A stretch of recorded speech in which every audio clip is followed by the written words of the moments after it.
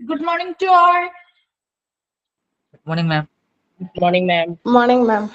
Morning, ma'am. Morning, ma'am. Good morning, miss. നമ്മൾ കഴിഞ്ഞ ക്ലാസ്സിൽ ഏത് ചാപ്റ്റർ പഠിച്ചുകൊണ്ടിരുന്നേ? Dialysis service. ഡയാലിസിസ് സർവീസസ് അല്ലെ? അതിലെവിടെ വരെ പഠിച്ചേ? Dialysis center. ഡയാലിസിസ് സെന്റർ വരെ പഠിച്ചു. അപ്പൊ എന്താണ് ഒരു ഡയാലിസിസ് സെന്റർ എന്ന് പറഞ്ഞാല്? അവിടുത്തെ പ്രത്യേകതകൾ എന്താണ്? ആരെങ്കിലും ഒരാളൊന്ന് പറഞ്ഞേ, എന്താണ് ഡയാലിസിസ് സെന്റർ എന്ന് പറയുന്നത്?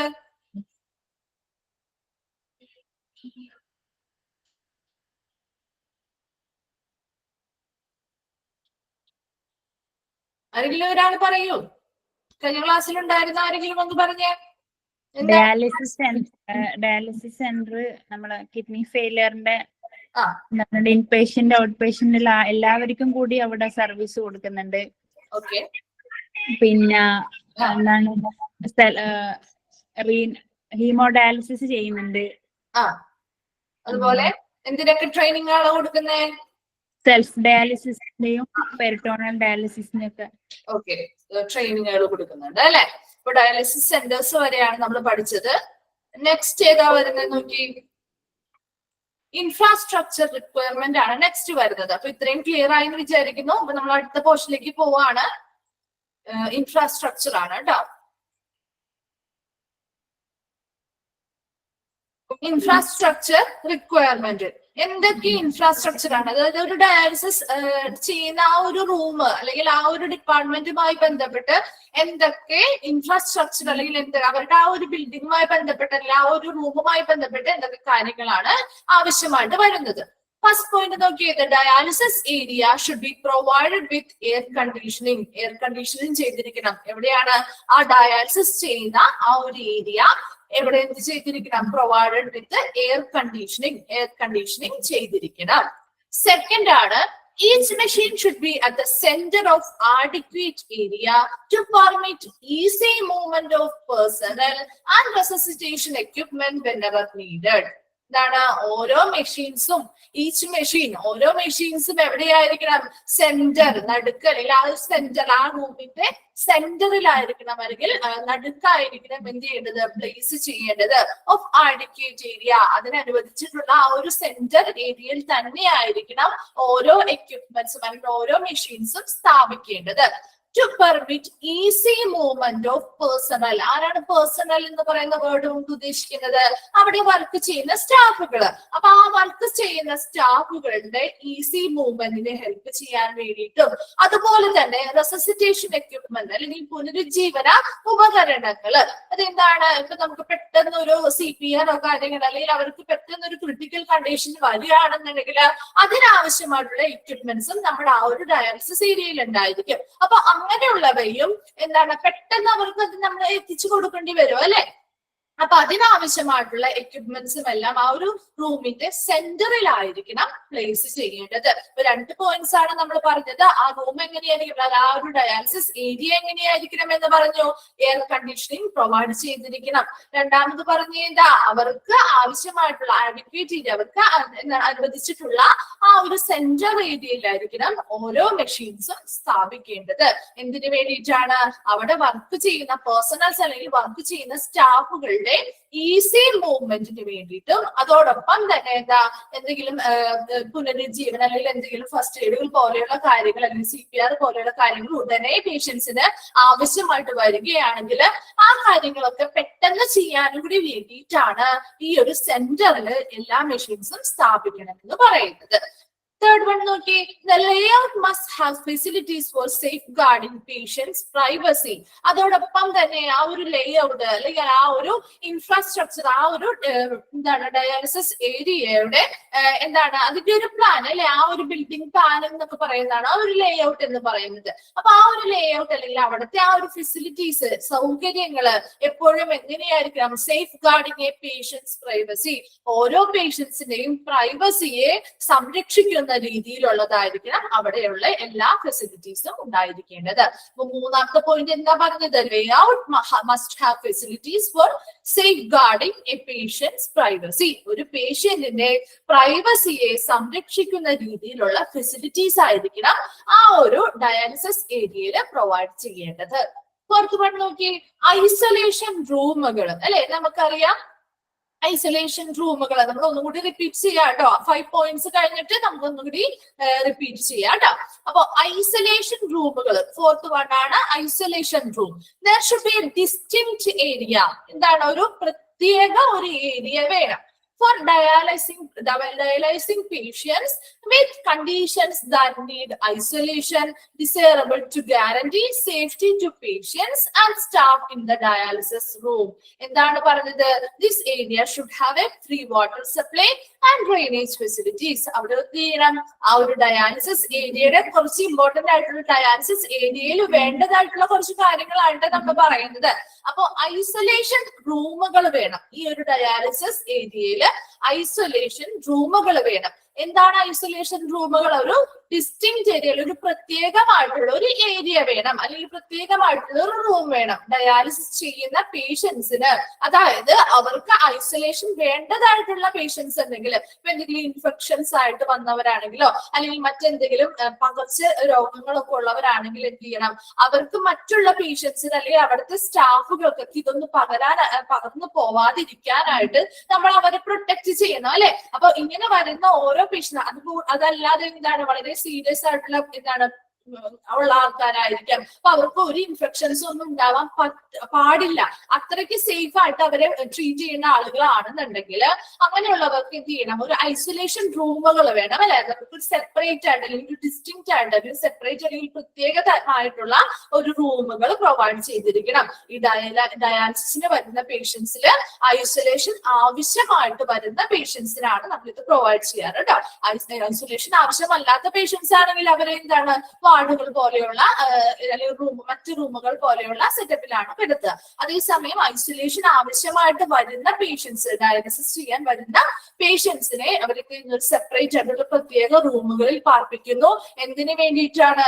അവിടെയുള്ള മറ്റ് പേഷ്യൻസിന്റെയും അതുപോലെ തന്നെ അവിടെ വർക്ക് ചെയ്യുന്ന സ്റ്റാഫുകളുടെയും ആ ഒരു ഡയാലിസിസ് റൂമിൽ വർക്ക് ചെയ്യുന്ന മറ്റ് സ്റ്റാഫുകളുടെയും മറ്റ് പേഷ്യൻസിന്റെയും ഒക്കെ സേഫ്റ്റിയെ മാനിക്കാൻ വേണ്ടിയിട്ട് അല്ലെങ്കിൽ സേഫ്റ്റി ഉറപ്പുവരുത്താൻ വേണ്ടിയിട്ടാണ് ഈ ഇങ്ങനെ ഐസൊലേഷൻ വേണ്ടതായിട്ടുള്ള പേഷ്യൻസിനെ അവരുടെ സെപ്പറേറ്റ് റൂമിലേക്ക് നമ്മൾ മാറ്റി താമസിപ്പിച്ച് ട്രീറ്റ്മെന്റുകൾ നടത്തുന്നത്.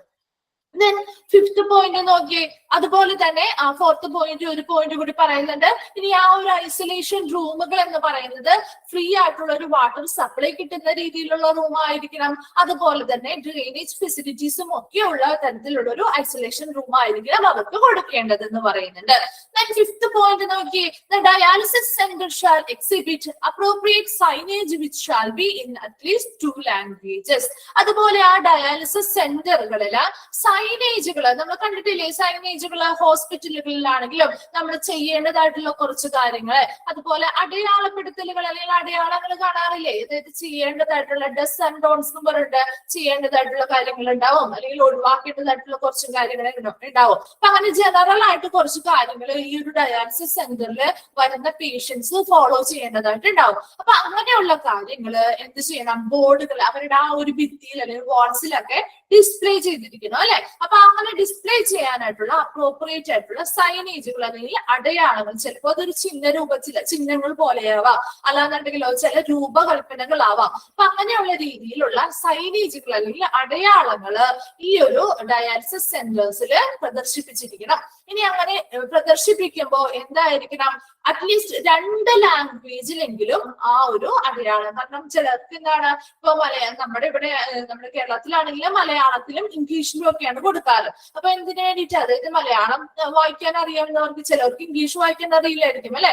അപ്പൊ മലയാളത്തിൽ അവർക്ക് വായിക്കാം. ഇനി മലയാളം വായിക്കാൻ അറിയാത്തവരാണെങ്കിൽ ഒട്ടുമിക്കവർക്കും ഇംഗ്ലീഷ് അറിയാവുന്നവരാണ് അല്ലെ. അങ്ങനെയുള്ള കാര്യങ്ങളൊക്കെ വായിക്കാൻ അറിയാവുന്നവരുണ്ടാവും. അവർക്ക് എന്ത് ചെയ്യാം? ഇംഗ്ലീഷിൽ വായിക്കാം. അങ്ങനെ 2 ലാംഗ്വേജിലെങ്കിലും ആ ഒരു സൈനേജുകൾ അല്ലെങ്കിൽ അല്ലെങ്കിൽ അടയാളപ്പെടുത്തലുകൾ ആ ഒരു ഡയാലിസിസ് സെന്റേഴ്സിൽ എക്സിബിറ്റ് ചെയ്തിരിക്കണം അല്ലെങ്കിൽ പ്രദർശിപ്പിച്ചിരിക്കണം. അപ്പൊ എന്തൊക്കെയാണ് ഇൻഫ്രാസ്ട്രക്ചറിന്റെ പ്രധാനമായിട്ടുള്ള 5 പോയിന്റ്സ് നോക്കി. ഫസ്റ്റ് പോയിന്റ് എന്താ പറഞ്ഞത്? ഡയാലിസിസ് ഏരിയ എന്ന് പറയുന്നത് എങ്ങനെയുള്ളതായിരിക്കണം? എയർ കണ്ടീഷൻസ് പ്രൊവൈഡ് അല്ലെങ്കിൽ AC പ്രൊവൈഡ് ചെയ്തിരിക്കണം, എയർ കണ്ടീഷനിങ് പ്രൊവൈഡ് ചെയ്തിരിക്കണം ആ ഒരു ഡയാലിസിസ് ഏരിയയില്. ഫസ്റ്റ് പോയിന്റ് അതാണ് പറഞ്ഞത്. രണ്ടാമത്തെ പറഞ്ഞ എന്താ? ഓരോ മെഷീൻസും each machine should be at the centre of adequate area അല്ലെ. അവർക്ക് അനുവദിച്ച് നൽകിയിരിക്കുന്ന ആ ഒരു സെന്ററിലെ ആവശ്യമായിട്ടുള്ള ആ ഒരു ഏരിയയിലായിരിക്കണം ഓരോ മെഷീൻസും സ്ഥാപിക്കേണ്ടത്. എവിടെയായിരിക്കണം? സെന്ററിൽ. അനുവദനീയമായിട്ടുള്ള ആ ഒരു സെന്റർ എന്ന് പറയുന്ന ആ ഒരു സ്ഥലത്ത് അല്ലെങ്കിൽ നടുവിലായിട്ട് ആ ഒരു റൂമിന്റെ സെന്ററിലായിട്ട് അല്ലെങ്കിൽ നടുവിലായിട്ടായിരിക്കണം ഓരോ മെഷീൻസും സ്ഥാപിച്ചിരിക്കേണ്ടത്. എന്തിനു വേണ്ടിയിട്ടാണ്? To permit easy movement of personnels. അവിടെ വർക്ക് ചെയ്യുന്ന ഓരോ സ്റ്റാഫുകളെയുമാണ് പേഴ്സണൽസ് എന്നതുകൊണ്ട് ഉദ്ദേശിക്കുന്നത്. അപ്പൊ ആ പേഴ്സണൽസ് അല്ലെങ്കിൽ അവിടെ വർക്ക് ചെയ്യുന്ന ഓരോ സ്റ്റാഫുകൾക്കും എന്താണ്? Easy movement. അവർക്ക് പെട്ടെന്ന് തന്നെ അവരുടെ ആ ഒരു മൂവ്മെന്റ് എന്താണ്? യാതൊരു രീതിയിലുള്ള ഡിസ്ട്രക്ഷൻസോ കാര്യങ്ങളോ ഒന്നും ഇല്ലാതെ ഈസി ആയിട്ട് മൂവ്മെന്റ് നടത്താൻ പറ്റുന്ന രീതിയിലായിരിക്കണം ആ സെന്ററിൽ ആ ഒരു മെഷീൻസ് ഘടിപ്പിച്ചിരിക്കുന്നത്. അതോടൊപ്പം തന്നെ എന്താ? Resuscitation equipments. എന്താണ് റെസിസിറ്റേഷൻ എക്യുപ്മെന്റ്സ് എന്ന് പറഞ്ഞാൽ? പുനരുജ്ജീവന ഉപകരണങ്ങൾ. അതായത് പെട്ടെന്ന് നമുക്കിപ്പോ ഒരു പേഷ്യന്റ് ഡയാലിസിസ് ചെയ്യുന്ന സമയത്ത് എന്തെങ്കിലും എന്താണ് ഷിവറിങ്ങുകളോ അല്ലെങ്കിൽ എന്താണ് ഹാർട്ട് CPR കൊടുക്കേണ്ടതായിട്ടുള്ള കണ്ടീഷൻസ് അല്ലെങ്കിൽ ഫസ്റ്റ് എയ്ഡ് കൊടുക്കേണ്ടതായിട്ടുള്ള ഒരു കണ്ടീഷൻ വരികയാണെങ്കിൽ അതിനനുസരിച്ചുള്ള എക്യുപ്മെന്റ്സും കാര്യങ്ങളും അവിടെ സജ്ജമായിരിക്കണം അല്ലെ ആ ഒരു റൂമില്. അപ്പൊ അതിനൊക്കെ എന്ത് ചെയ്യാൻ പാടില്ല? ഒത്തിരി ദൂരം പോയി വരാനുള്ള ഒരു സമയം അവിടെ ഉണ്ടാവില്ല. അപ്പൊ ഉടനെ ആ പേഷ്യൻസിന് അങ്ങനെയുള്ള കാര്യങ്ങൾ ചെയ്തു കൊടുക്കേണ്ടതെങ്കിൽ എന്താണ്? അത് ഉടനെ തന്നെ നമുക്ക് എത്തുന്ന രീതിയിലുള്ള അല്ലെങ്കിൽ എത്തുന്ന സ്ഥലത്തായിരിക്കണം അങ്ങനെയുള്ള എക്യുപ്മെന്റ്സും കാര്യങ്ങളും പ്ലേസ് ചെയ്തിരിക്കേണ്ടത്. അപ്പൊ അതിന് വേണ്ടിയിട്ടും കൂടിയാണ് ആ സെന്ററിലെ എല്ലാ മെഷീൻസും പ്ലേസ് ചെയ്യണം എന്ന് പറയുന്നത്. മൂന്നാമത്തെ point, the layout must have facilities for safeguarding a patient's privacy അല്ലെ. ഓരോ പേഷ്യൻസിനും അവരുടെ പ്രൈവസി സൂക്ഷിക്കേണ്ടതായിട്ടുണ്ട് അല്ലെ. അപ്പൊ ഈ ഒരു ഡയാലിസിസ് റൂം അല്ലെങ്കിൽ ഡയാലിസിസ് ഏരിയ എന്ന് പറയുന്നത് എപ്പോഴും പേഷ്യൻസിന്റെ പ്രൈവസിയെ സേഫ് ഗാർഡ് ചെയ്യുന്ന അല്ലെങ്കിൽ പ്രൈവസിയെ സംരക്ഷിക്കുന്ന രീതിയിലുള്ള ഫെസിലിറ്റീസ് ആയിരിക്കണം ഈ ഒരു ഡയാലിസിസ് ഏരിയയിൽ നമ്മൾ പ്രൊവൈഡ് ചെയ്യേണ്ടത്. അപ്പൊ അതാ ഹോസ്പിറ്റലുകാർ ചെയ്യേണ്ടതായിട്ടുള്ള കാര്യമാണ് കേട്ടോ. അതായത് പേഷ്യൻസിന്റെ പ്രൈവസി സേഫ് ഗാർഡ് ചെയ്യുന്ന പേഷ്യൻസിന്റെ പ്രൈവസിയെ സംരക്ഷിക്കുന്ന രീതിയിലുള്ള ഫെസിലിറ്റീസ് ആയിരിക്കണം ആ ഒരു ഡയാലിസിസ് റൂമിൽ പ്രൊവൈഡ് ചെയ്യേണ്ടത്. അങ്ങനെയുള്ള എന്താണ്? പേഷ്യൻസിന്റെ പ്രൈവസി സംരക്ഷിക്കുന്ന രീതിയിലായിട്ടുള്ള ഫെസിലിറ്റീസ് ആയിരിക്കണം. ഫോർത്ത് വൺ പറഞ്ഞത് ഒരു ഐസൊലേഷൻ റൂമുകൾ വേണം. ഈ ഒരു ഡയാലിസിസ് ഏരിയയുമായി ബന്ധപ്പെട്ട് ഒരു ഐസൊലേഷൻ റൂമുകൾ വേണം. ഇങ്ങനെ ഒരു ഐസൊലേഷൻ ചെയ്യേണ്ടതായിട്ട് വരുന്ന ഡയാലിസിസ് ചെയ്യാൻ വരുന്ന പേഷ്യൻസ് ആയിരിക്കാം. പക്ഷെ അവർക്ക് എന്താണ്? ഐസൊലേഷൻ ആവശ്യമായിട്ട് വന്നു കഴിഞ്ഞാൽ അവരെ ഐസൊലേഷൻ റൂമുകളിലേക്ക് മാറ്റണം. എന്തിനു വേണ്ടിയിട്ടാണ് അങ്ങനെ ഐസൊലേഷൻ റൂമുകളിലേക്ക് അവരെ സെപ്പറേറ്റ് ആയിട്ടൊരു പ്രത്യേക റൂമുകളിലേക്ക് മാറ്റുന്നു? അവിടെ എങ്ങനെയുള്ള റൂമുകളായിരിക്കണം? ഫ്രീ വാട്ടർ സപ്ലൈ ഉള്ളതും അതോടൊപ്പം തന്നെ ഡ്രെയിനേജ് ഫെസിലിറ്റീസും ഒക്കെ ഉള്ള തരത്തിലുള്ള ഒരു റൂം ആയിരിക്കും ഈ ഐസൊലേഷൻ റൂമുകൾ എന്ന് പറയുന്നത്. എന്തിനു വേണ്ടിയിട്ടാണ്? ആ ഡയാലിസിസ് ഏരിയയിലെ മറ്റ് പേഷ്യൻസിന് അതുപോലെ തന്നെ അവിടെ വർക്ക് ചെയ്യുന്ന ആ ഒരു ഡയാലിസിസ് റൂമിൽ വർക്ക് ചെയ്യുന്ന മറ്റ് സ്റ്റാഫുകളുടെ ഒക്കെ സേഫ്റ്റി ഗ്യാരണ്ടി ചെയ്യാൻ, അവരുടെ ഒരു സുരക്ഷിതത്വം ഉറപ്പുവരുത്താനായിട്ടാണ് ആ പേഷ്യന്റിനെ ഡയാലിസിസ് ചെയ്യാൻ വന്നിരിക്കുന്ന ആ ഒരു പേഷ്യന്റിനെ ഐസൊലേഷൻ റൂമുകളിലേക്ക്, അങ്ങനെ പ്രത്യേക തരമുള്ള അവർക്ക് ഇവരെ ഇൻഫെക്ഷൻസോ കാര്യങ്ങളോ ഒക്കെ ഉണ്ടെങ്കിൽ മറ്റുള്ളവർക്ക് അത് പകരാൻ പാടില്ല. അപ്പൊ അതിനനുസരിച്ചുള്ള അല്ലെങ്കിൽ പകർച്ചവ്യാധികളുള്ള അങ്ങനെയുള്ള കണ്ടീഷൻസ് ഉള്ള പേഷ്യൻസിനെ എന്ത് ചെയ്യും? ഐസൊലേഷൻ റൂമുകളിൽ മാറ്റി പ്രത്യേക റൂമുകളിലേക്ക് നമ്മൾ എന്ത് ചെയ്യുന്നു? ഈ ട്രീറ്റ്മെന്റുകൾ പ്രൊവൈഡ് ചെയ്ത് കൊടുക്കുന്നു. ഫിഫ്ത് വൺ എന്താണെന്ന് നോക്കിയേ. ഡയാലിസിസ് സെന്ററിൽ ആ ഒരു ഡയാലിസിസ് സെന്ററിൽ അപ്രോപ്രിയേറ്റ് ആയിട്ടുള്ള സൈനേജുകൾ അല്ലെങ്കിൽ അടയാളങ്ങൾ നമ്മൾ കണ്ടിട്ടുണ്ടാകും. ഹോസ്പിറ്റലിൽ നമ്മൾ ചെയ്യേണ്ടതായിട്ടുള്ള കുറച്ച് കാര്യങ്ങൾ ചെയ്യേണ്ടതായിട്ട് അല്ലെങ്കിൽ അവോയ്ഡ് ചെയ്യേണ്ടതായിട്ടുള്ള കുറെ കാര്യങ്ങളൊക്കെ ഇങ്ങനെ ബോർഡുകൾ വെച്ചിട്ട് ഇങ്ങനെ എന്ത് ചെയ്യുന്നു? ഭിത്തികളിലൊക്കെ ഡിസ്പ്ലേ ചെയ്തിട്ടുണ്ടാവില്ലേ? അപ്പൊ ഈ ഒരു ഡയാലിസിസ് സെന്ററിലും ഈ പേഷ്യൻസ് ഫോളോ ചെയ്യേണ്ട കുറച്ച് കാര്യങ്ങളുണ്ട്, ചെയ്യേണ്ടതായിട്ട് അല്ലെങ്കിൽ അവോയ്ഡ് ചെയ്യേണ്ടതായിട്ടുള്ള കുറച്ച് കാര്യങ്ങളുണ്ട്. അപ്പൊ അങ്ങനെയുള്ള കാര്യങ്ങളൊക്കെ ജനറൽ ആയിട്ട് ഇവർക്ക് മനസ്സിലാവാൻ വേണ്ടിയിട്ട് എന്താണ് ആ ഒരു സെന്ററിന്റെ ആ ഒരു വാൾസിൽ അല്ലെങ്കിൽ ഭിത്തിയിൽ എന്ത് ചെയ്യുന്നു, ഡിസ്പ്ലേ ചെയ്തിട്ടുണ്ടാവും. അതിനെയാണ് സൈനേജുകൾ എന്ന് പറയുന്നത്. ഇനി ആ ഒരു ഡിസ്പ്ലേ ചെയ്യുന്ന സൈനേജുകൾ അല്ലെങ്കിൽ ചിലപ്പോൾ ചിഹ്ന രൂപത്തിലാവാം, അല്ലെങ്കിൽ ചിലപ്പോൾ രൂപകൽപ്പന അല്ലെങ്കിൽ രൂപങ്ങൾ പോലെയൊക്കെ ആവാം നമുക്ക് മനസ്സിലാവാൻ വേണ്ടിയിട്ട്. അപ്പൊ ആ ചെയ്യുന്ന സൈനേജുകൾ അല്ലെങ്കിൽ അടയാളങ്ങൾ എന്ന് പറയുന്നത് 2 ലാംഗ്വേജിൽ എപ്പോഴും ഉണ്ടായിരിക്കണം. നമ്മുടെ ഇവിടേക്കാണ് മലയാളവും ഇംഗ്ലീഷ് ഒക്കെയാണ്. അപ്പൊ മറ്റു സ്ഥലങ്ങളിലേക്ക് പോകുമ്പോൾ അവരുടെ സ്റ്റേറ്റിനനുസരിച്ച് ഓരോ ലാംഗ്വേജുകൾ മാറാം. മിനിമം 2 ലാംഗ്വേജിലെങ്കിലും ആ സെയിം സാധനം തന്നെ അവർ പ്രദർശിപ്പിക്കുമ്പോൾ 2 ലാംഗ്വേജിൽ അത് എഴുതിയിരിക്കണം എന്നാണ് പറയുന്നത്. ഇത്രയുമാണ് 5 ഇൻഫ്രാസ്ട്രക്ചറിൽ വരുന്ന റിക്വയർമെന്റിൽ വരുന്ന 5 പോയിന്റ്സ് ആണ് നമ്മൾ പറഞ്ഞത്. ക്ലിയർ ആയോ? അത് ക്ലിയർ ആയോ? 5 പോയിന്റ്സ് ക്ലിയർ ആയോ? ഓക്കെ. നെക്സ്റ്റ് വൺ ആണ് പേഷ്യൻസ് റെസ്പോൺസിബിലിറ്റി. അതായത് ഇപ്പൊ നമ്മൾ ഒരു ഡയാലിസിസ് സെന്ററിൽ ഒരു പേഷ്യന്റ് ആയിട്ട് പോവുകയാണെന്നുണ്ടെങ്കിൽ ആ പേഷ്യൻസ് കുറച്ച് റെസ്പോൺസിബിൾ ആണ് അല്ലെ. ആ ഒരു ഡയാലിസിസ് സെന്റർ അല്ലെങ്കിൽ നമ്മളൊരു ഡയാലിസിസ് ചെയ്യാൻ പോയി കഴിഞ്ഞു കഴിഞ്ഞാല് പേഷ്യൻസിന്റെ ഭാഗത്ത് നിന്ന് കുറച്ച് ഉത്തരവാദിത്തങ്ങൾ പാലിക്കേണ്ടതായിട്ടുണ്ട് അല്ലെ. അപ്പൊ അതാണ് നമ്മൾ ഇനി പഠിക്കാൻ പോകുന്നത്. ഫസ്റ്റ് പോയിന്റ് നോക്കി, പ്രൊവൈഡ് ഇൻഫർമേഷൻ. എന്താണ് അവിടുത്തെ ആ പേഷ്യൻസ്, ഇപ്പൊ പുതിയതായിട്ട് വന്ന ഒരു പേഷ്യന്റ് ആണെങ്കിൽ അവരെന്ത് ചെയ്യും, അത് ആ ഒരു പേഷ്യന്റിനെ പറ്റിയുള്ള എല്ലാ ഇൻഫർമേഷൻസും കളക്ട് ചെയ്യും അല്ലെ. അപ്പൊ അവരുടെ പേഴ്സണൽ ആയിട്ടുള്ള ഡീറ്റെയിൽസ് ആവാം, അതുപോലെ അവർ എന്തൊക്കെ ട്രീറ്റ്മെന്റുകളാണ് ഇപ്പൊ ഇത്രയും നാളായിട്ട് അവർ നടത്തിയിരുന്നത്, ഇനി എന്തെങ്കിലും ഡയാലിസിസുകൾ മുൻപ് ചെയ്തിട്ടുണ്ടോ, അതുപോലെ ഇപ്പൊ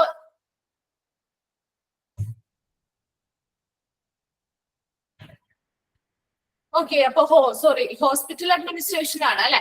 okay, the hospital administration must verify. അതാണ് നമുക്ക് സോറി കേട്ടോ. അപ്പൊ ഹോസ്പിറ്റൽ അഡ്മിനിസ്ട്രേഷൻ നോക്കാം.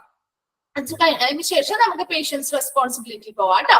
ദ ഹോസ്പിറ്റൽ അഡ്മിനിസ്ട്രേഷൻ അല്ലെങ്കിൽ ഹോസ്പിറ്റൽ അഡ്മിനിസ്ട്രേഷൻ ഉറപ്പുവരുത്തേണ്ടതായിട്ടുള്ള കുറച്ച് കാര്യങ്ങൾ. നമ്മൾ ഏതൊരു ഡിപ്പാർട്ട്മെന്റ് പഠിക്കുമ്പോഴും ഹോസ്പിറ്റൽ അഡ്മിനിസ്ട്രേഷന്റെ ഭാഗത്തു നിന്നല്ലേ പഠിക്കുന്നത്. കാരണം നമ്മൾ പഠിക്കുന്ന കോഴ്സ് ഏതാണ്? ഹോസ്പിറ്റൽ അഡ്മിനിസ്ട്രേഷൻ എന്ന് പറഞ്ഞ കോഴ്സാണ്. അപ്പൊ എല്ലാ ഡിപ്പാർട്ട്മെന്റും ഡീറ്റെയിൽ ആയിട്ട് നിങ്ങൾക്ക് പഠിക്കാനുണ്ട്. അതോടൊപ്പം തന്നെ ഈ ഓരോ ഡിപ്പാർട്ട്മെന്റിലും നടക്കുന്ന വർക്കുകള് ഹോസ്പിറ്റൽ അഡ്മിനിസ്ട്രേഷൻകാർക്ക് ഉറപ്പുവരുത്തേണ്ട കുറച്ച് കാര്യങ്ങളുണ്ട് അതുമായി ബന്ധപ്പെട്ട്. അപ്പൊ അതും നമുക്ക് പഠിക്കാനുണ്ട്. അപ്പൊ ഇതിൽ ഡയാലിസിസ് സെന്റർ അല്ലെങ്കിൽ ഡയാലിസിസ് സർവീസ് എന്ന് പറയുന്ന ആ ഒരു ഡിപ്പാർട്ട്മെന്റുമായി ബന്ധപ്പെട്ട് ഹോസ്പിറ്റൽ അഡ്മിനിസ്ട്രേഷൻകാര് ഉറപ്പുവരുത്തേണ്ടതായിട്ടുള്ള കാര്യങ്ങളൊന്നും നോക്കി. A patient and his or her representative or relative has the following rights with regard to the dialysis എന്നാണ്. അവിടെ ലൈസിസ് മാത്രമേ കൊടുക്കുള്ളൂ, ഡയാലിസിസ് സെന്റർ എന്നാണ്. അതൊന്ന് correct ചെയ്തേക്കെ.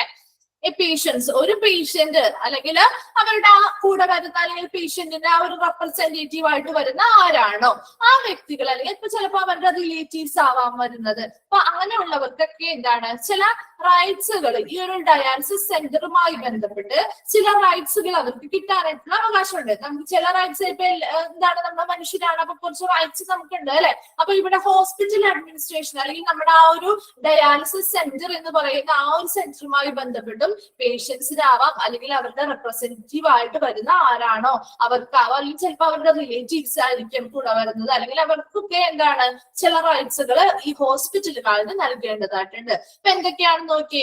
First point, provide ample information about the nature, cause of illness, proposed investigations and care, expected results of treatment, likely complications. അപ്പൊ first point നോക്കുക, എന്തൊക്കെ rights ആണ്. റൈറ്റ്സ് ആണ് നമുക്ക് ചിലത് നമുക്ക് റൈറ്റുകൾ അല്ലെങ്കിൽ എന്താണ് നമുക്കത് കിട്ടുന്നത് നമ്മുടെ അവകാശമാണ്. അപ്പൊ അതിന് വരുന്ന ഒരു പോയിന്റ് ആണ് ഹോസ്പിറ്റൽക്കാർ നൽകേണ്ടതായിട്ടുള്ള ഒരു കാര്യമാണ്. എന്താണ്, ഇപ്പൊ ഒരു പേഷ്യന്റ് ഡയാലിസിസ് ചെയ്യാനായിട്ട് ആ ഡയാലിസിസ് സെന്ററിലേക്ക് എത്തി. അങ്ങനെ എത്തിക്കഴിയുമ്പോൾ അവർക്ക് ഒത്തിരി പരിശോധനകളും കാര്യങ്ങളും ഒക്കെ അവർ കൊടുക്കും അല്ലെ. അപ്പൊ അതിന് മുൻപായിട്ട് എന്താണ് ആ പേഷ്യന്റിന് അവർക്ക് എന്ത് ചെയ്യണം, ആമ്പിൾ ആയിട്ടുള്ള ഇൻഫർമേഷൻസ് അല്ലെങ്കിൽ വിവരങ്ങൾ നൽകണം. എന്തിനെ കുറിച്ചുള്ളതാണ് നൽകേണ്ടത്? ചിലപ്പോൾ പേഷ്യൻസിനായിരിക്കാം അവർ കൊടുക്കേണ്ടത്, അല്ലെങ്കിൽ അവരുടെ കൂടെ വന്നിരിക്കുന്ന ആരോ റിലേറ്റീവ് ആണ് അല്ലെങ്കിൽ അവർ വിട്ടിരിക്കുന്ന ആരാണോ അവർക്കാണ് നമ്മൾ ഈ ഒരു കാര്യങ്ങൾ പറഞ്ഞു കൊടുക്കേണ്ടത്. അതായത് ആ പേഷ്യന്റിന്റെ രോഗത്തിന്റെ സ്വഭാവം എന്താണെന്ന് അവർക്ക് പറഞ്ഞു കൊടുക്കണം.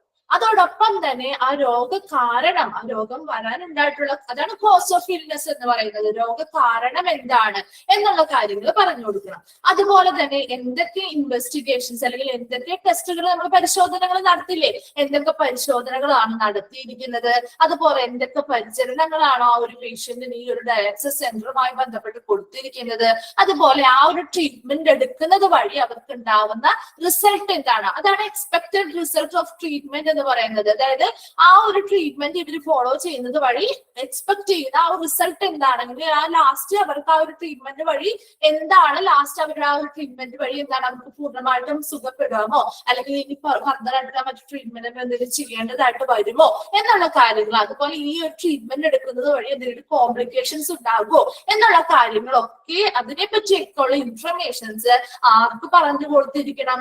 പേഷ്യൻസിനോ അല്ലെങ്കിൽ അവരുമായി ബന്ധപ്പെട്ട്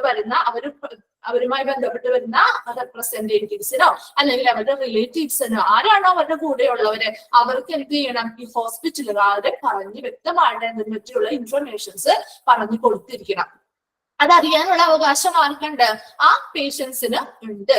രണ്ടാമത്തെ കാര്യം നോക്കി, patient has the right to know the bills or expected cost of treatment should be discussed before treatment. അതോടൊപ്പം തന്നെ എന്താ, ഹോസ്പിറ്റലിൽ നമ്മൾ ട്രീറ്റ്മെന്റ് ചെല്ലുമ്പോൾ എന്താണ് അവര് പൈസ കാര്യങ്ങളൊന്നും പറയുന്നില്ല, മറിച്ച് എന്താണ് അവർ ആ ഒരു ട്രീറ്റ്മെന്റ് സ്റ്റാർട്ട് ചെയ്ത് ഫോളോ ചെയ്ത് കഴിഞ്ഞ് കഴിഞ്ഞാൽ ഒത്തിരി ഒരു 2-3 ദിവസം കഴിയുമ്പോൾ ഒരു വലിയൊരു ലോങ് ബില്ലിങ് കൊണ്ടുതരാണെങ്കിലോ നമുക്കത് അഫോർഡ് ചെയ്യാൻ പറ്റുന്നത് അല്ലെങ്കിൽ എന്ത് ചെയ്യാൻ പറ്റും? നമുക്കൊന്നും ചെയ്യാൻ പറ്റില്ല അല്ലെ?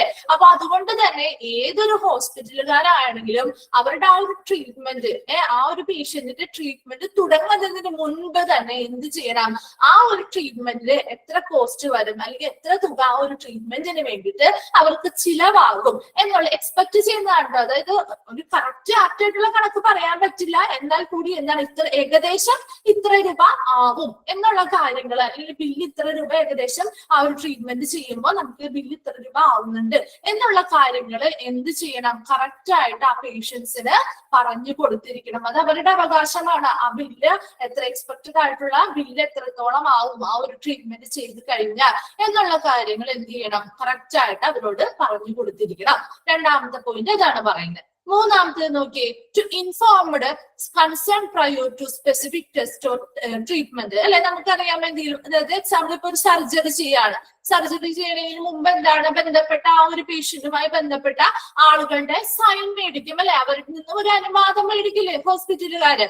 അപ്പൊ ഇവിടെയും എന്താണ് ഡയാലിസിസ് ട്രീറ്റ്മെന്റ് ചെയ്യുന്നതിന് മുൻപ് എന്തെങ്കിലും സ്പെസിഫിക് ആയിട്ടുള്ള ടെസ്റ്റുകൾ ചെയ്യുന്നുണ്ടെങ്കിലോ അല്ലെങ്കിൽ സ്പെസിഫിക് ആയിട്ടുള്ള ട്രീറ്റ്മെന്റുകൾ എന്തെങ്കിലും സ്റ്റാർട്ട് ചെയ്യുന്നുണ്ടെങ്കിലോ അതിനൊക്കെ മുൻപായിട്ട് അവരുടെ ആ പ്രയോർ ആയിട്ടുള്ള ആരാണോ അവരുടെ ബന്ധപ്പെട്ട അവരുടെ കൂടെ വന്നിരിക്കുന്ന അല്ലെങ്കിൽ അവരുമായി ബന്ധപ്പെട്ട വ്യക്തികൾ, ചിലപ്പോൾ റിലേറ്റീവ്സ് ആരെങ്കിലും, ചിലപ്പോൾ അവരുടെ ഫാമിലി മെമ്പേഴ്സ് ആവാം, അപ്പൊ അങ്ങനെ ആരെങ്കിലും ആയിക്കോട്ടെ അവരിൽ നിന്ന് എന്ത് ചെയ്യണം? കൺസേൺ അല്ലെങ്കിൽ അനുവാദം മുൻപേ വാങ്ങിച്ചിട്ട് മാത്രമേ അങ്ങനെയുള്ള ടെസ്റ്റുകളോ അല്ലെങ്കിൽ സ്പെസിഫിക് ആയിട്ടുള്ള ട്രീറ്റ്മെന്റുകളോ ഒക്കെ ചെയ്യാൻ പാടുള്ളൂ. ഫോർത്ത് വൺ ആണ് to seek second opinion from a prior clinician of patient's choice with records and information being provided by treating hospital. അതുപോലെ തന്നെ ഇപ്പൊ നമുക്കറിയാം, ഇപ്പൊ ഒരു ഹോസ്പിറ്റലിൽ കാണിച്ചു കഴിഞ്ഞാൽ ചിലപ്പോ നമുക്കൊരു തൃപ്തി ആവില്ല അല്ലെ. ഇപ്പൊ ഒരു ഡോക്ടർ ഇന്നൊരു രോഗം നമുക്കുണ്ട് അല്ലെങ്കിൽ ഇന്ന ട്രീറ്റ്മെന്റുകൾ നമ്മൾ സ്റ്റാർട്ട് ചെയ്യണം അല്ലെങ്കിൽ ഇന്ന സർജറി ചെയ്യണം എന്നൊക്കെ പറയുമ്പോൾ നമുക്ക് എന്താണ്, നമുക്കത് ഇത്ര ഒരു തൃപ്തിയാവാതെ വരുമ്പോൾ നമ്മൾ എന്ത് ചെയ്യും? മറ്റൊരു ഡോക്ടറെയും കൂടി കണ്ട് അവരുടെയും കൂടി അഭിപ്രായം തരും. അപ്പൊ ഇവിടെയും ഡയാലിസിസ് ചെയ്യുന്നതിന് മുൻപ് ആ പേഷ്യൻസിന്റെ താല്പര്യം അനുസരിച്ച് പേഷ്യൻസിന് ആരെയാണോ രണ്ടാമതൊരു സെക്കൻഡ് ഒപ്പീനിയൻ കിട്ടേണ്ടത്, ഏത് ഡോക്ടറുടെ അടുത്ത് നിന്നാണോ സെക്കൻഡ് ഒപ്പീനിയൻ കിട്ടേണ്ടത് അത് അവർക്ക് ചെയ്യാം. ഇനി അത് അവർക്ക് ചെയ്യണം എന്നുണ്ടെങ്കിൽ ആ പേഷ്യൻസ് ചൂസ് ചെയ്യുന്ന ആരുമായിക്കോട്ടെ അവരിലേക്ക് നമ്മൾ എന്ത് ചെയ്യണം? ഒരു ഹോസ്പിറ്റലിലാണ് നമ്മൾ ഇപ്പൊ ഏതെങ്കിലും പ്രസന്റ് ഹോസ്പിറ്റലിലായിരിക്കും നമ്മളുള്ള ട്രീറ്റ്മെന്റുകളൊക്കെ ചെയ്തിട്ടുണ്ടാവുക അല്ലെ, ടെസ്റ്റുകൾ ചെയ്യും, അതുപോലെ തന്നെ സ്കാനിങ്ങുകൾ, അങ്ങനെ കുറെ അധികം പ്രൊസീജിയേഴ്സ് ചെയ്ത് അല്ലെങ്കിൽ കുറെ അധികം ലാബ് ടെസ്റ്റുകളൊക്കെ ചെയ്തിട്ടാണ് നമ്മൾ ഇങ്ങനെ ഒരു ഡയാലിസിസ് ചെയ്യേണ്ടതായിട്ടുള്ള കണ്ടീഷനാണ് ഇവർക്ക് വന്നിരിക്കുന്നതെന്ന് തീരുമാനിക്കുന്നത്. അപ്പൊ ആ ടെസ്റ്റ് ചെയ്ത ആ ഒരു റിസൾട്ടുകളെല്ലാം എന്ത് ചെയ്തിരിക്കണം? അതുപോലെ തന്നെ അതിനെപ്പറ്റിയുള്ള ഇൻഫർമേഷൻസ്, അവർ എന്തൊക്കെയാണ് ഇവിടെ ട്രീറ്റ്മെന്റുകൾക്ക് ആവശ്യമായിട്ടുള്ള കാര്യങ്ങൾ ചെയ്തിരിക്കുന്നത്, അതിന്റെ എല്ലാത്തിന്റെയും റെക്കോർഡ്സും ഇൻഫർമേഷൻസും ആ മറ്റൊരു ആളെ കാണാൻ പോകുമ്പോൾ ഈ ഹോസ്പിറ്റലുകാര് ആ പേഷ്യൻസിന് നൽകേണ്ടതാണ്. അതാണ് നെക്സ്റ്റ് ഫോർത്ത് പോയിന്റിൽ പറയുന്നത്. ഇപ്പൊ എന്താണ് ഒരു പ്രയർ അതായിട്ടുള്ള ഒരു സെക്കൻഡ് ഒപ്പീനിയൻ ആ പേഷ്യന്റിന്റെ ചോയ്സിനനുസരിച്ച് ഏതെങ്കിലും ഒരു ഡോക്ടറുടെ കയ്യിൽ നിന്ന് ഒരു സെക്കൻഡ് ഒപ്പീനിയൻ ആവശ്യമായിട്ട് വരിക അല്ലെങ്കിൽ അവർക്ക് മേടിക്കണം എന്ന് തോന്നുകയാണെങ്കിൽ, ഇപ്പൊ ഒരാളുടെ നിന്ന് പറയുമ്പോൾ തന്നെ ചിലപ്പോൾ എല്ലാവർക്കും അതൊന്ന് അക്സെപ്റ്റ് ചെയ്യാനായിട്ട് ബുദ്ധിമുട്ടുണ്ടാവും. മറ്റൊരാളെയും കൂടി കണ്ടിട്ട് അവർക്ക് ഇത് തന്നെയാണ് രോഗം അല്ലെങ്കിൽ ഇത് തന്നെ ചെയ്താൽ അവരുടെ ഒരു ട്രീറ്റ്മെന്റ് പ്രോപ്പർ ആയിട്ട് അല്ലെങ്കിൽ ആ ഒരു ചികിത്സ നല്ല രീതിയിൽ നടക്കണമെങ്കിൽ ഈ ഒരു മെത്തേഡ് തന്നെ വേണം എന്നുള്ളതൊക്കെ കൺഫേം ചെയ്യാൻ വേണ്ടിയിട്ട് സെക്കൻഡ് ഒപ്പീനിയൻ ചോദിക്കണം എന്നുണ്ടെങ്കിൽ അവർക്ക് ചെയ്യാം. അതിന് വേണ്ടിയിട്ടുള്ള ഇവിടെ ഈ ഒരു ഹോസ്പിറ്റലിൽ ചെയ്തിരിക്കുന്ന എല്ലാ ടെസ്റ്റുകളുടെയും എല്ലാ റെക്കോർഡ്സും ഇൻഫർമേഷൻസും ഒക്കെ എന്ത് ചെയ്യണം, അവർക്ക് സെക്കൻഡ് ഒപ്പീനിയൻ ചോദിക്കാൻ പോകുമ്പോൾ നൽകേണ്ടതാണ് എന്നാണ് ഫോർത്ത് പോയിന്റ് പറയുന്നത്. ഫിഫ്ത് നോക്കി, to keep privacy, human dignity during treatment. അതുപോലെ തന്നെ എന്താണ്, ആ ഒരു ട്രീറ്റ്മെന്റ് നടക്കുന്ന സമയത്താണ് കേട്ടോ, ആ ഒരു ഡയാലിസിസ് എന്ന് പറയുന്ന ആ ഒരു ട്രീറ്റ്മെന്റ് നടക്കുന്ന സമയത്ത് ആ ഒരു പേഷ്യന്റിന്റെ പ്രൈവസിയെയും അതുപോലെ അവരുടെ ഹ്യൂമൻ ഡിഗ്നിറ്റി, അവരുടെ മാന്യതയെയും പ്രൈവസിയൊക്കെ കീപ്പ് ചെയ്യുന്ന രീതിയിലായിരിക്കണം ആ ഒരു ട്രീറ്റ്മെന്റ് അവർക്ക് പ്രൊവൈഡ് ചെയ്യേണ്ടത്. സിക്സ് പോയിന്റ് നോക്കി, to not discrimination about treatment and behaviour on the basis of diseases like HIV. അതായത് ഇപ്പോ HIV പോലെയുള്ള രോഗങ്ങളുമായിട്ട് വരുന്ന പേഷ്യൻസ് ഉണ്ടാവും. നമ്മൾ ഓൾറെഡി പറഞ്ഞില്ല ഐസൊലേഷൻ റൂമുകളിലാക്കുന്നു എന്നൊക്കെ. അതുപോലെ തന്നെ ഇവിടെ HIV ഒക്കെ ബാധിച്ചു വരുന്ന പേഷ്യൻസ് ഇങ്ങനെയുള്ള ഡയാലിസിസ് ട്രീറ്റ്മെന്റുകൾക്ക് വേണ്ടിയിട്ട് വന്നു കഴിഞ്ഞാൽ അവരോട് എന്ത് ചെയ്യാൻ പാടില്ല, ഒരു ഡിസ്ക്രിമിനേഷൻ, നോൺ ഡിസ്ക്രിമിനേഷൻ ആയിരിക്കണം. അല്ലെങ്കിൽ എന്താണ്, ഒരു വേർതിരിവൊന്നും കാണിക്കാത്ത രീതി, അല്ലെങ്കിൽ മറ്റ് എന്താണ് വേർതിരിവ് കാണിച്ച് എന്താണ് നോൺ ഡിസ്ക്രിമിനേഷൻ ആണ് വേണ്ടത്. ഇവിടെ എന്താണ് ഒരു വേർതിരിവൊന്നും കാണിക്കാത്ത രീതിയിൽ, അല്ലെ അങ്ങനെയുള്ള ബിഹേവിയർ ഒന്നും കാണിക്കാത്ത രീതിയിൽ അവർക്ക് ആവശ്യമായിട്ടുള്ള ട്രീറ്റ്മെന്റുകൾ സാധാ പേഷ്യൻസിന് കൊടുക്കുന്ന പോലെ തന്നെ അവർക്കും പ്രൊവൈഡ് ചെയ്തിരിക്കണം. സെവൻത് പോയിന്റ് നോക്കിയേ, to try to find redressal in case of grievance based on services provide by the establishment. അതുപോലെ തന്നെ എന്താണ് റിഡ്രസൽ എന്ന് പറയുന്നത്? റിഡ്രസൽ എന്ന് പറഞ്ഞാൽ എന്താ, പരിഹാരം. ഗ്രീവിയൻസ് എന്ന് പറഞ്ഞാൽ എന്താ, പരാതികള്, അല്ലെ? നമുക്കറിയാം പരാതി പരിഹാര സെല്ലുകൾ എന്നൊക്കെ പറഞ്ഞ് കേട്ടിട്ടില്ലേ? ഗ്രീവിയൻസ് ആൻഡ് റിഡ്രസൽ സർവീസസ് എന്നൊക്കെ പറഞ്ഞ് കേട്ടിട്ടുണ്ടോ നിങ്ങള്? അപ്പൊ റിഡ്രസൽ എന്ന് പറഞ്ഞാൽ എന്താ, എന്താണ്, പരാതികൾക്ക് പരിഹാരം നൽകുക. ഗ്രീവിയൻസ് എന്താണ്, പരാതികളാണ്. റിഡ്രസൽ പരിഹാരം. അപ്പൊ പരാതികൾ ഈ ഒരു ഡിപ്പാർട്ട്മെന്റുമായി ബന്ധപ്പെട്ട്, ആ ഒരു സ്ഥാപനവുമായി ബന്ധപ്പെട്ട് എന്താണ് സേവനങ്ങളിൽ ഉണ്ടാവുന്ന പരാതികളോ എന്ത് ചെയ്യണം, പരിഹാരങ്ങള് കണ്ടെത്തി നൽകുക. ഇത്രയും പോയിന്റ്സ് ആര് ഉറപ്പുവരുത്തേണ്ടതാണ്? Hospital administration ഉറപ്പുവരുത്തേണ്ടതാണ്. അപ്പൊ ഇതൊക്കെ അവർക്ക് കിട്ടേണ്ടതായിട്ടുള്ള റൈറ്റ്സ് ആണ്, ആ പേഷ്യൻസിന് കിട്ടേണ്ടതായിട്ടുള്ള റൈറ്റ്സ് ആണ്, അവകാശങ്ങളാണ്. അപ്പൊ എന്താണ് ഫസ്റ്റ് പറഞ്ഞത്? ആംപിൾ ഇൻഫർമേഷൻസ്, അല്ലെ? ആ ഒരു അവരുടെ പേഷ്യൻസിന്റെ രോഗാവസ്ഥയ്ക്ക് അനുസരിച്ച് ആ രോഗത്തിന്റെ സ്വഭാവം എന്താണ്, രോഗ കാരണം എന്താണ്, എന്തൊക്കെ ഇൻവെസ്റ്റിഗേഷൻസ് അല്ലെങ്കിൽ അവരുടെ ആ ട്രീറ്റ്മെന്റുമായി ബന്ധപ്പെട്ട് എന്തൊക്കെ പരിശോധനകളാണ് നടത്തിയത്, എന്തൊക്കെ പരിചരണങ്ങളാണ് അവർക്ക് നൽകിയത്, അതുപോലെ അവിടെ ആ ഒരു ട്രീറ്റ്മെന്റ് ചെയ്യുന്നത് വഴി ഉണ്ടാവുന്ന എക്സ്പെക്ട് ചെയ്യുന്ന ആ റിസൾട്ട് എന്താണ്, അതുപോലെ എന്തെങ്കിലും കോംപ്ലിക്കേഷൻസ് അവരുടെ ആ ഒരു ട്രീറ്റ്മെന്റ് വഴി ഉണ്ടാവുന്നുണ്ടോ എന്നുള്ള കാര്യങ്ങളെ കുറിച്ചൊക്കെയുള്ള ഇൻഫർമേഷൻസ് അവർക്ക് കൊടുത്തിരിക്കണം. രണ്ടാമത് പറഞ്ഞ എന്താണ്, പേഷ്യൻസ് ആർ ദ റൈറ്റ്, അല്ലെ? ബില്ല്, അതായത് ആ ഒരു ട്രീറ്റ്മെന്റ് ചെയ്യുന്നത് വഴി അവർക്ക് എക്സ്പെക്ട് ചെയ്യുന്ന എത്രത്തോളം ആ ഒരു ട്രീറ്റ്മെന്റ് ചെയ്യുന്നത് വഴി അവർക്ക് ഒരു ബില്ല് എത്രത്തോളം തുക അവർക്ക് ചിലവാകും, ആ ബില്ലിനെ പറ്റിയുള്ള കാര്യങ്ങള് ട്രീറ്റ്മെന്റിന് മുൻപ് തന്നെ അവരുമായിട്ട് ഡിസ്കസ് ചെയ്തിരിക്കണം. തേർഡ് പോയിന്റ് നോക്കിയേ, ടു ഇൻഫോംഡ് കൺസേൺ, എന്തെങ്കിലും സ്പെസിഫിക് ടെസ്റ്റുകളോ അല്ലെങ്കിൽ ട്രീറ്റ്മെന്റുകളോ ഒക്കെ ചെയ്യുന്നതിന് മുൻപായിട്ട് ബന്ധപ്പെട്ട ആളുകളിൽ നിന്ന് കൺസേൺ അല്ലെങ്കിൽ അനുവാദം വാങ്ങിച്ചിരിക്കണം.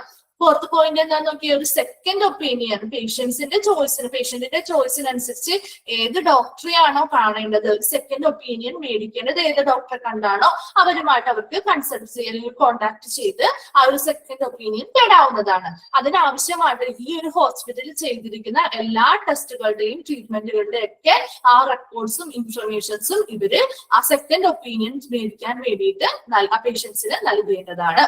ഫിഫ്ത് പോയിന്റ് നോക്കി എന്താണ്, ആ പേഷ്യൻസ് ആ ഒരു ട്രീറ്റ്മെന്റ് ചെയ്യുന്ന സമയത്ത് ആ പേഷ്യൻസിന്റെ പ്രൈവസിയും അതുപോലെ അവരുടെ ഡിഗ്നിറ്റി അല്ലെങ്കിൽ മാന്യതയൊക്കെ പാലിച്ചുകൊണ്ടായിരിക്കണം ട്രീറ്റ്മെന്റുകൾ അവർക്ക് കൊടുക്കേണ്ടത്. നോൺ ഡിസ്ക്രിമിനേഷൻ ആയിരിക്കണം, എന്തിലൊക്കെ ട്രീറ്റ്മെന്റിലായിരിക്കും അല്ലെങ്കിൽ അവരോടുള്ള ബിഹേവിയർ ആയിരിക്കും. HIV പോലെയുള്ള രോഗബാധിതരായവർക്ക് ഡയാലിസിസ് ചെയ്യാൻ വന്നു കഴിഞ്ഞാൽ അവരോടുള്ള പെരുമാറ്റത്തിലായാലും അവരോടുള്ള ട്രീറ്റ്മെന്റുകൾ കൊടുക്കുന്നതിലായാലും ഒരു ഡിസ്ക്രിമിനേഷൻ അല്ലെങ്കിൽ എന്താണ് വേർതിരിവും ഉണ്ടാകാത്ത രീതിയിൽ നോർമൽ ആയിട്ടുള്ള പേഷ്യൻസിന് എങ്ങനെയാണോ നമ്മൾ ട്രീറ്റ്മെന്റുകൾ കൊടുക്കുന്നത്, എങ്ങനെയാണോ അവരോട് പെരുമാറുന്നത്, ആ രീതിയിലുള്ള കാര്യങ്ങളൊക്കെ ഇവരോട് ചെയ്തിരിക്കണം.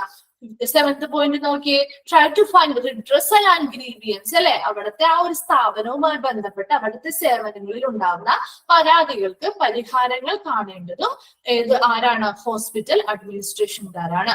ഇത്രയും പോയിന്റ്സ് ക്ലിയർ ആയോ? ഹോസ്പിറ്റൽ അഡ്മിനിസ്ട്രേഷന്റെ ഭാഗത്തു നിന്ന് വരുന്ന കാര്യങ്ങള്. ഓക്കെ, അപ്പൊ നമുക്ക് നെക്സ്റ്റ് ഭാഗത്തേക്ക് പോവാം. പേഷ്യൻസ് റെസ്പോൺസിബിലിറ്റിയിലേക്ക് പോവാം. ഓക്കെ, ഇപ്പൊ പേഷ്യൻസ് റെസ്പോൺസിബിലിറ്റിയിൽ പറയുന്നത് എന്താണ്? ഫസ്റ്റ് പോയിന്റ് നോക്കിയാൽ പേഷ്യൻസിന്റെ റെസ്പോൺസിബിലിറ്റി അല്ലെങ്കിൽ പേഷ്യന്റ് കാണിക്കേണ്ടതായിട്ടുള്ള ഉത്തരവാദിത്തങ്ങളാണ് കേട്ടോ. ഫസ്റ്റ് പോയിന്റ് നോക്കിയാൽ പ്രൊവൈഡ് ഇൻഫർമേഷൻസ് പ്രൊവൈഡ് ചെയ്യണം. എന്തിനെ പറ്റിയുള്ള ഇൻഫർമേഷൻസ്? ഒരു ഹോസ്പിറ്റലിൽ ആദ്യമായിട്ട് വന്നിരിക്കുന്ന പേഷ്യൻസ് ആണെങ്കിൽ അവരുടെ ആ ഒരു പേഴ്സണൽ ആയിട്ടുള്ള ഇൻഫർമേഷൻസ് അല്ലെ, അവരുടെ പേരുകൾ, വിവരങ്ങൾ, മറ്റ് എന്താണ് അഡ്രസ്സ് പോലെയുള്ള വിവരങ്ങൾ അവർക്ക് ഓൾറെഡി കൊടുക്കേണ്ടി വരും. അതുപോലെ തന്നെ അവർ മറ്റെവിടെയെങ്കിലും പോയി ടെസ്റ്റുകളോ കാര്യങ്ങളൊക്കെ നടത്തിയിട്ടുണ്ടെങ്കിൽ, അതുപോലെ ഡയാലിസിസുകൾ മുൻപ് ചെയ്തിട്ടുണ്ടെങ്കിൽ, എന്തൊക്കെ മെഡിസിൻസ് ആണ് കഴിച്ചുകൊണ്ടിരിക്കുന്നത്, അല്ലെങ്കിൽ എന്തൊക്കെ ട്രീറ്റ്മെന്റുകളാണ് ഇത്രയും നാൾ വരെ ചെയ്തിട്ടുള്ളത് എന്നുള്ള കാര്യങ്ങളെ പറ്റിയുള്ള എല്ലാ ഇൻഫർമേഷൻസും എന്ത് ചെയ്തിരിക്കണം? അവര് കൊടുത്തിരിക്കണം. അതാണ് പ്രൊവൈഡ് ഇൻഫർമേഷൻസ്. ആ ഒരു ഡിപ്പാർട്ട്മെന്റിൽ ബന്ധപ്പെട്ട ആളുകൾക്ക് ആ ഒരു ഇൻഫർമേഷൻസ്, അവരുമായി ബന്ധപ്പെട്ട എല്ലാ ഇൻഫർമേഷൻസും പ്രൊവൈഡ് ചെയ്തിരിക്കണം പേഷ്യൻസ്. രണ്ടാമത് നോക്കി associate with doctors in the course of examination treatment അല്ലെ. ആ ഒരു ട്രീറ്റ്മെന്റ് നടക്കുന്ന സമയത്ത്, ആ ഒരു എക്സാമിനേഷൻ അല്ലെങ്കിൽ ആ ഒരു ട്രീറ്റ്മെന്റ് നടക്കുന്ന സമയത്ത് ആ ഡോക്ടറുടെ എക്സാമിനേഷൻ അല്ലെങ്കിൽ ആ ഡോക്ടർ ആ ഒരു ട്രീറ്റ്മെന്റ് ചെയ്യുന്ന ആ ഒരു സമയത്ത് ഡോക്ടറുമായിട്ട് എന്ത് ചെയ്യണം? അസോസിയേറ്റ് ചെയ്തിരിക്കണം. എന്താണ്? സഹകരിച്ചു പോകണം അല്ലെ. അപ്പൊ എന്താണ്? ഡോക്ടർ പറയുന്നതൊന്നും അനുസരിക്കാത്ത പേഷ്യന്റ് ആണെങ്കിൽ എന്താണ്? അവർക്ക് അതിനുള്ള ആ ഒരു ട്രീറ്റ്മെന്റ് ചെയ്യുന്നത് കൊണ്ട് ഗുണം ഉണ്ടാവോ? ഇല്ല. അപ്പൊ ഡോക്ടർ ആ ഒരു ട്രീറ്റ്മെന്റ് എത്ര നാൾ വേണം, അല്ലെങ്കിൽ എങ്ങനെയാണ് ആ ഒരു ട്രീറ്റ്മെന്റ് നടക്കേണ്ടത് എന്നുള്ള കാര്യങ്ങളൊക്കെ വ്യക്തമായിട്ട് പറഞ്ഞു കൊടുക്കുമ്പോൾ അതിനനുസരിച്ച് സഹകരിച്ചു പോവേണ്ടത് ആരാണ്? പേഷ്യന്റ് ആണ്. ദെൻ തേർഡ് പോയിന്റ് നോക്കി എബൈഡ് ബൈ ഓൾ ഇൻസ്ട്രക്ഷൻസ്. അതുപോലെ എന്താണ്? എബൈഡ് എന്ന് പറഞ്ഞാൽ എന്താ?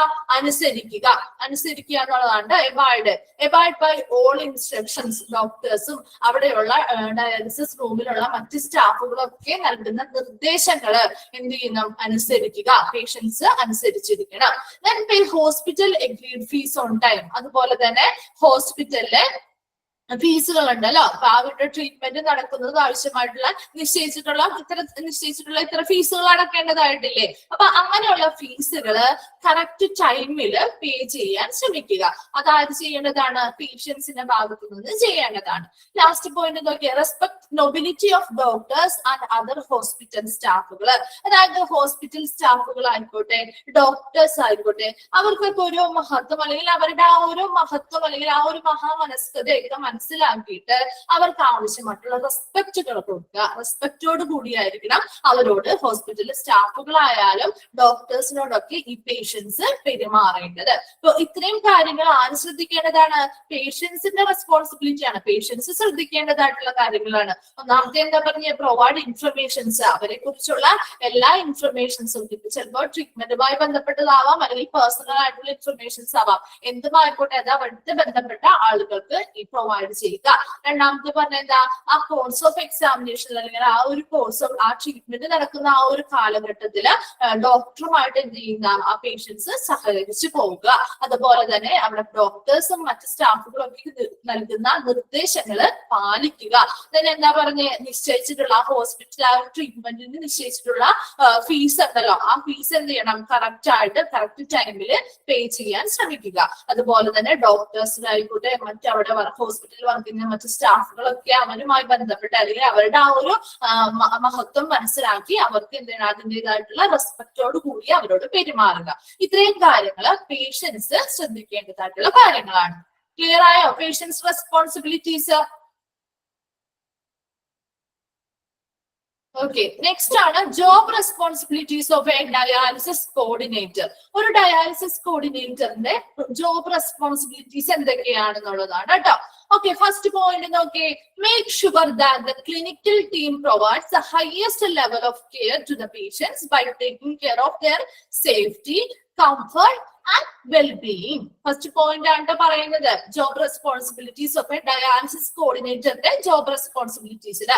അതായത് അവിടെ ഒരു ക്ലിനിക്കൽ ടീം ഉണ്ടാവും അല്ലെ. അപ്പൊ ഡയാലിസിസ് സെന്ററിൽ ഒരു ടീമായിട്ടല്ലേ അവർ വർക്ക് ചെയ്യുന്നത്. അപ്പൊ ആ ഒരു ഡയാലിസിസ് പ്രൊവൈഡ് ചെയ്യുന്ന ഒരു ടീമായിട്ടുള്ള ആളുകള് പേഷ്യൻസിന്റെ സേഫ്റ്റിയും അതുപോലെ അവരുടെ കംഫോർട്ടും അതുപോലെ അവരുടെ വെൽബീയിങ് പറഞ്ഞത് ക്ഷേമം അതൊക്കെ മാനിച്ചുകൊണ്ട് അവർക്കൊരു ഹയസ്റ്റ് ലെവലിലുള്ള കെയർ ആണോ പ്രൊവൈഡ് ചെയ്യുന്നത് എന്നുള്ളത് ആര് ഉറപ്പുവരുത്തിയിരിക്കണം? ഡയാലിസിസ് കോർഡിനേറ്റർ ഉറപ്പുവരുത്തിയിരിക്കണം. ഫസ്റ്റ് പോയിന്റ് ഒന്നും കൂടി ശ്രദ്ധിക്കുക. എന്താണ്? ഓരോ പേഷ്യൻസിന്റെയും സേഫ്റ്റിയും കംഫർട്ടും അവരുടെ വെൽബീയിങ്ങിൽ ക്ഷേമവും ഒക്കെ മാനിച്ചുകൊണ്ട് അല്ലെങ്കിൽ അതൊക്കെ കൺസിഡർ ചെയ്തുകൊണ്ടുള്ള ഹയസ്റ്റ് ലെവൽ ഓഫ് കെയർ ആണോ, അവർക്ക് അല്ലെങ്കിൽ നല്ല ഉയർന്ന രീതിയിലുള്ള പരിചരണമാണോ ഓരോ പേഷ്യൻസിനും ഈ ഒരു ക്ലിനിക്കൽ ടീം പ്രൊവൈഡ് ചെയ്യുന്നത് എന്നുള്ള കാര്യം ആര് ഉറപ്പുവരുത്തണം? ഡയാലിസിസ് കോർഡിനേറ്റർ ഉറപ്പുവരുത്തിയിരിക്കണം. ഫസ്റ്റ് പോയിന്റ് അതാ പറയുന്നത്. രണ്ടാമത്തെ നോക്കിയേ, examines and solves problems that fall outside of the domain of the nurse clinician concerning patient care and management and associate with other departments and care providers. അപ്പൊ ഇനി വരുന്ന ഓരോ പോയിന്റ്സും കുറച്ച് ലെങ്തി ആണ് ട്ടോ. അപ്പൊ ഒന്ന് ശ്രദ്ധിച്ചിരിക്കാം, വളരെ ഷോർട്ട് ആയിട്ട് നമുക്ക് പഠിക്കാം. അപ്പൊ എന്താണ് രണ്ടാമത്തെ കാര്യം പറയുന്നത്? ഡയാലിസിസ് കോർഡിനേറ്ററുടെ ജോബ് റെസ്പോൺസിബിലിറ്റി ആണ് നമ്മൾ പറയുന്നത്. ഫസ്റ്റ് പോയിന്റ് നമ്മൾ പറഞ്ഞു. രണ്ടാമത്തെ പോയിന്റ് ആണ് പറയുന്നത് ഇവിടെ എന്താണ്? സോൾവ് ചെയ്യുക. എന്താണ്?